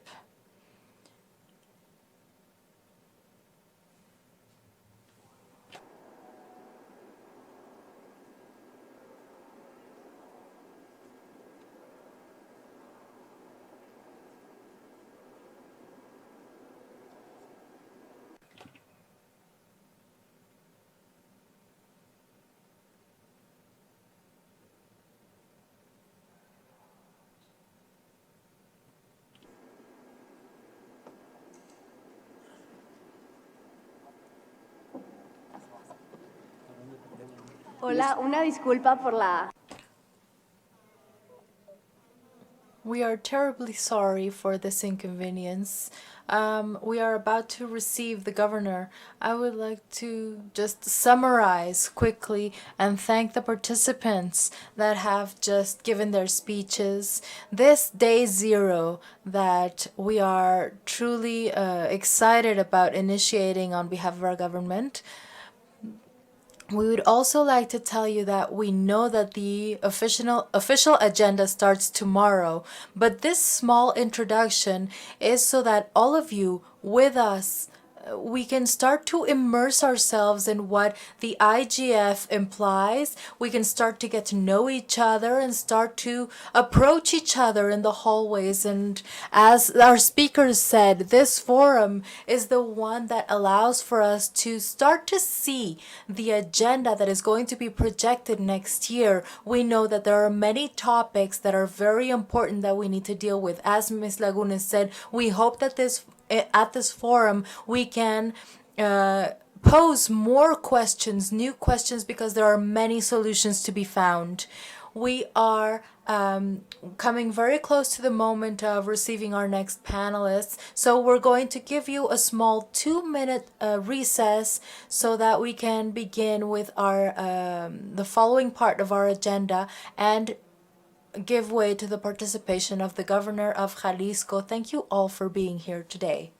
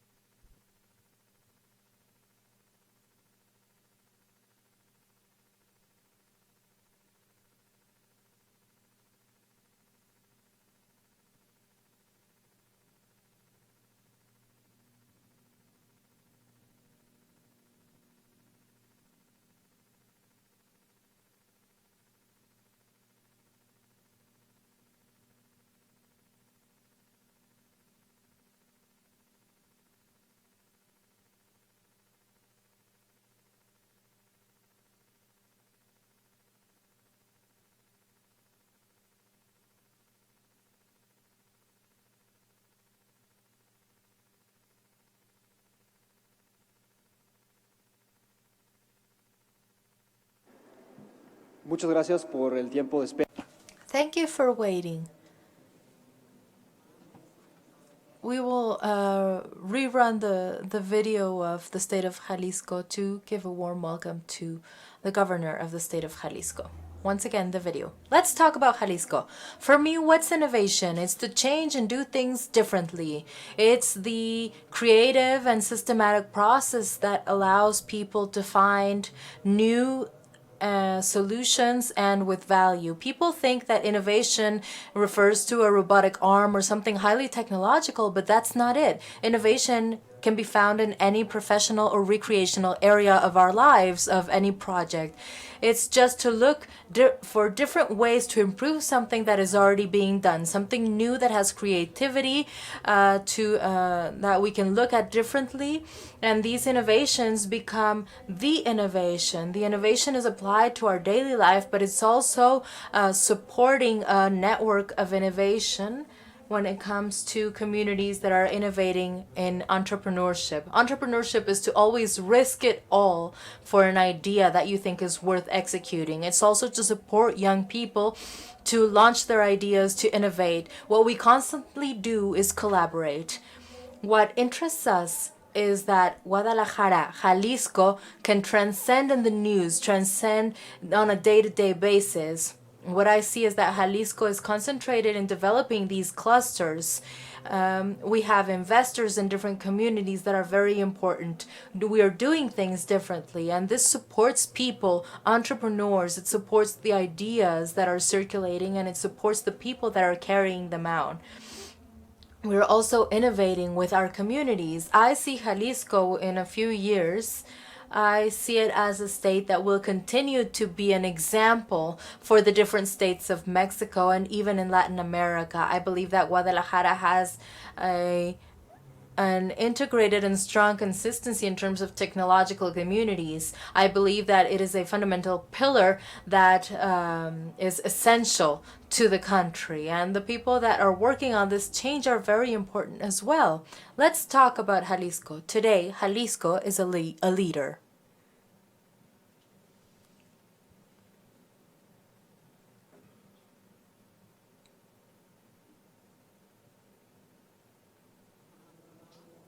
Thank you all. I am very pleased to introduce Jorge Aristóteles Sandoval Díaz, Governor of the state of Jalisco. He has a law degree from the University of Guadalajara, a master's in policies from the Technological Institute of Superior Studies. He was municipal president in Guadalajara, and since 2013 is the governor of the state of Jalisco, where he has led a fundamental transformation of the state that is focused on its citizens and result making.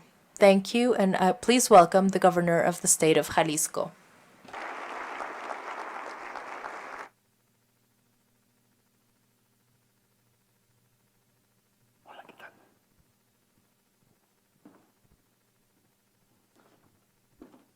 ¿Cómo están? Good afternoon, good morning. I would like to thank you all for your presence today. I can see that you are starting to work here. Welcome to the state of Jalisco, this land of everything Mexican, this land of opportunity, of transformation and change. We are always sure that it's an opportunity to improve. I'd like to take advantage of this opportunity to say hello to you and thank you for being here today, where you can analyze all of these things that can lead us to understand what we are living today. Today, a 4.0 revolution that we need to understand from the government's point of view, which is our fundamental role in order to transcend in the daily life of our citizens. In particular, Jalisco, capital of innovation, Jalisco, where we can find a technological ecosystem that has been greatly consolidated and in which youth communities are still growing with an inclusion of the private sector, knowledge sector and the government, and we're generating prosperity and development. In this forum of the internet, this World Internet Forum, here in Mexico, and especially in Jalisco, we have set our agenda as with a priority on the development of this essential instrument. We were talking a few moments ago with those who have been promoting or are the fathers or creators of internet, and they were asking us, what are you doing now in Jalisco? How's it going? What does it mean to broaden the internet access and take internet to all the region? We said that for us, it's what can generate equality. It's what keeps transforming every community. It's what keeps us communicated in a permanent manner, knowing everything that's going on in our environment. And this gives us different tools in order to lead our daily lives in every area of the state. And here we are today, in which we are up to 125 connected municipalities. We are basically at 55% of basic education. Superior education, we are approximately at a 90% in public universities, in University of Guadalajara and other private universities. And we are still investing. We are still investing in having more broadband in different areas of the state because we think that this reduces the gap of inequality. This gives us the necessary tools that we're handing out around the state. And not only regarding education. In education is where we're working, in particular, in order to progress, maybe not at the speed of technology, but in order to coincide with the moment at which our basic education students, in the next 5 years, there will be different abilities that will be needed and that do not exist today. We need to develop them. We need to be able to use programs and to progress at this rate. We're talking about abilities such as mathematical logic, languages, and obviously technologies. This changes our infrastructures. This changes the classical way in which a child learns. This is why we are building the Ciudad Creativa Digital, the digital creative city. This urban space that we wish to transform so that there we will develop creative industries so that we can take advantage of our youth's talents. But we are also creating infrastructure so that our students can learn in a different way, in a culture so rich as the one we have. But we need to take advantage of full-time schools, and that after preschool, primary school, junior high, high school, etc., they can come to a digital university, a unique university. We're working on pilot programs with the private sector, such as Intel, where we have several students learning in different ways when it comes to artificial intelligence, cybersecurities, etc. They're learning about different topics, and surely this pilot program is going to be very useful for our digital university of the state. In this university, we understand that what is important is the development of abilities, of the students learning, how they're going to apply and develop their abilities. And in this sense, we have spoken with the Ministry of Education of the federal government, and they have been very supportive in order to be up to date with this revolution, with this 4.0 revolution. We believe that we tend to believe that the future is far away, but this revolution is happening now, and this is how we need to take a look at everything coming from the government. We live in a reality where we are all going to speak one language, and we see as a result a product of Vanguard that is in accordance with world competitiveness, with our different industries, that corresponds to the different services that we give throughout, that we provide throughout the world.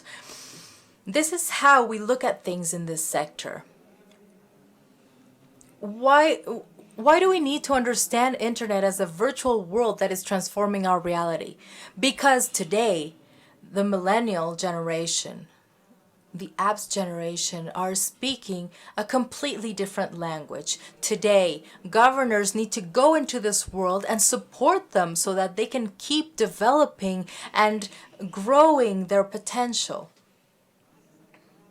And in this sense, we believe in this digital collectivity. We believe in this permanent democracy that we have presented here. And every time we make a decision on behalf of the government, they're going to tell us if we're doing this right or we're doing this wrong. We have a diversification of ideas that are very useful, and this is the most equal space that we can find, a space in which everybody has an opinion, in which everybody can do something. And this transparency and sense of opportunity is what we need to be very sensitive to in order to be up to date, to have a social thermometer and know if we're taking the right paths or we need to change it. To add to the population to a concept that is very interesting, which is co-creation. And in this sense, also our level of governance. Governance means the inclusion in decision-making processes of everybody. You, as a citizen, you can participate in the decision-making processes of the governments. And this takes governments to a whole different level. They become very horizontal. Before, they used to make decisions in a vertical way. Today, in the virtual world and through the internet and through the web and this knowledge and this permanent dialogue that we're carrying out, we make decisions in a horizontal manner. And this is how we are betting on Jalisco, an open government, a government that is digital, that is democratic, that is close to the people. A government that is close to you is the one that provides the services so that you, from your home, can have access to any process, to any service without having physical contact with democracy.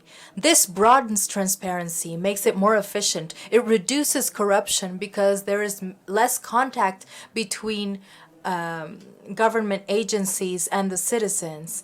And we are promoting an improvement in our regulations within our state in accordance with other states that are progressing at our same pace. And just like with an open government, we are facing several challenges that we will present shortly in Paris. Challenges through which the government is presenting all of its data. It's opening everything up. For example, I'd like to talk about poverty. Day-to-day workers that come to Jalisco to farmlands to work, and we hadn't identified them. So now we're going to have a registry. They're going to be visible. We're going to know who they are and what they need and under what circumstances they are working. And in this way, we can reduce exploitation. And with this, society will know who they are, where they are, what their income is, what they're producing. In the same way, we're talking about challenges regarding, for example, the Ministry of Treasury and Finances, so that purchases can be made with citizen participation. They can be integrated into a single platform. From the platform up to public bidding, we can all know who is participating, who has won the bid. And nowadays, we can know what's happening with every purchase that the state government makes. Or when it comes to education, where can we get to when it comes to education coverage with those kids who wish to study high school? How many applications there are, where they are, what their requirements are. This promotes transparency. It gives tools to our citizens and helps you participate in a co-creative manner. Why? In order to generate opportunities and dialogue spaces, and in order to be able to include those who have been excluded. This is the virtual world we're living in, and we need to generate this true participation that can transform our reality as a society. I say this because before it seemed that these virtual spaces were pointed out due to the lack of privacy. But now for our youths, for millennials, for apps, for whoever, privacy is the thing they're least interested in. They wish for transparency, and we coincide in this space. They find a community here. It's more than the individualism that we saw before. They seek to solve problems collectively. They invite participation. They wish to develop activities together, develop ideas together. And we're living it here in Jalisco. Here in Jalisco, when we got here in 2013, in this sector of communities or startups, we had about 400 or 500 small new companies. Today, with events such as Campus Party or Epicenter or Campus Night, in which we reunited in an auditorium 5,000 of our youths on a single night, 12 times a year, in order to present challenges and listen to them. And that's where we begin to see an integrated community. Today, we have a large amount of communities, over 7,000 entrepreneurs, more development, more employment, and our culture has changed. Our culture of pointing out those who haven't been successful. We changed the culture of fearing challenges. We have progressed from that government that wasn't successful to this new one. Today, those who have succeeded is those who have 2 or 3 failures behind them, because on the way to success, we know there are many obstacles.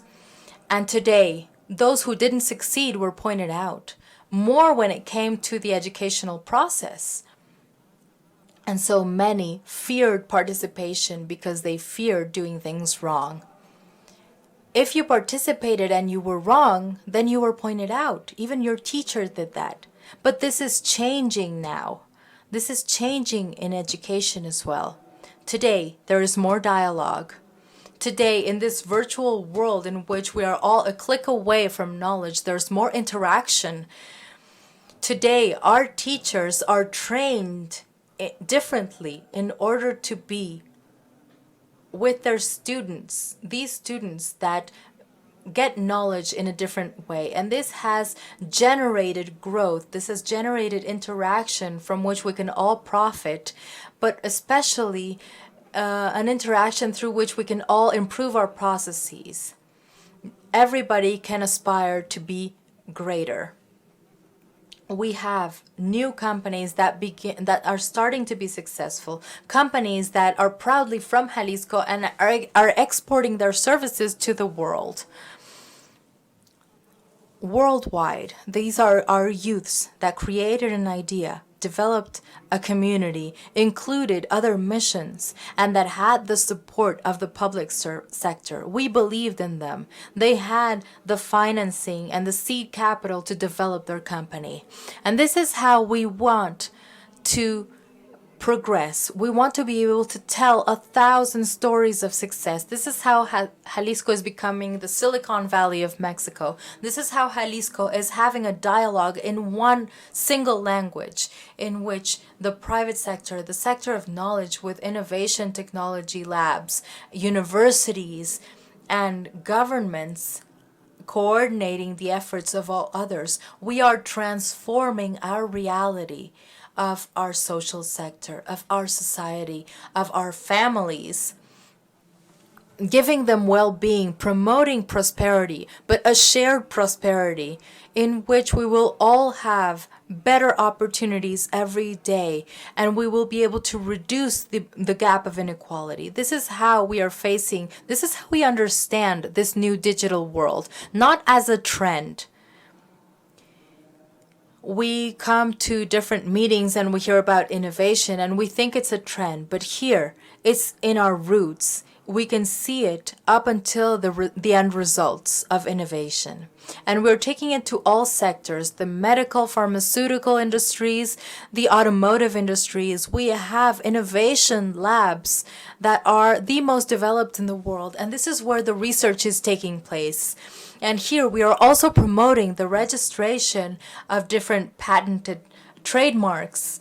We are growing year to year in areas that in which we had been very lacking in the last few years, because we believe in this 4.0 revolution, because we believe that today in all areas of production, technology must be present, innovation must be present.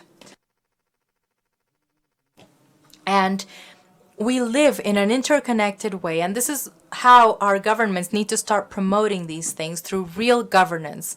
And this is bringing to Jalisco as a leader state with an economic growth above 3.9%, with generation of employment, well-paid employment. This sector is generating better and improved employment. This is why our universities are growing more and more, especially when it comes to their curricular activities. We have many engineers on our universities, engineers with great talents, and that's where we need to take a look at where we're lacking. For example, in public universities, we're lacking a better English degree. So we're working so that our engineers will have a better understanding of the English language. We are assessing different elements in our productive regions that didn't have technology before. Today, technological transfer has been a sign of success in these communities or these regions of the state. These regions that are being very productive today and exporting to over 68 countries around the world, something that in 2013 only happened towards 33 countries. This is how we have evolved. This is how fast we have progressed. This is a sign of the transformation in each of these areas in our state. Today, here, Jalisco was the first state that had a Ministry of Innovation and Information Technology. Let me tell you that this ministry began with a very small budget, but today it's one with the best budgets in our administration, because we have seen the results of economic promotion when it comes to these innovations in pharmaceutical or medical topics in different industries of all areas. And so for me, it is an honor. I would like to congratulate the presidency of our republic for organizing this forum that is only just beginning and that little by little will have established its own dynamics. I am expecting great results. I am sure they will be to transform and modernize our country from our government sector, and we need to take advantage of the private sector and enrich all of our knowledge. Guadalajara is your home. For those of you who are here for the first time, I would like to say that this is the land of all that is Mexican. It is the land of tequila. I hope you will be able to visit Guadalajara. I hope you will be able to accompany us in all of our tours. You should listen to our music. This is the land of mariachis, of charreria, and the land of innovation as well. I hope you will take advantage of this opportunity. I hope you will enjoy your stay here, and we will see each other soon. Thank you.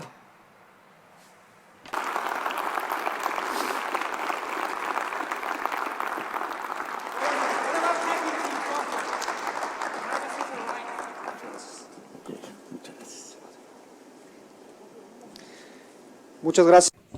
Thank you very much. Would like to thank Governor Sandoval for his hospitality and his time. This is the end of the morning session. We are very grateful for your attention, and we kindly invite you for the high-level meeting that will begin at 3 o'clock on the dot. Thank you.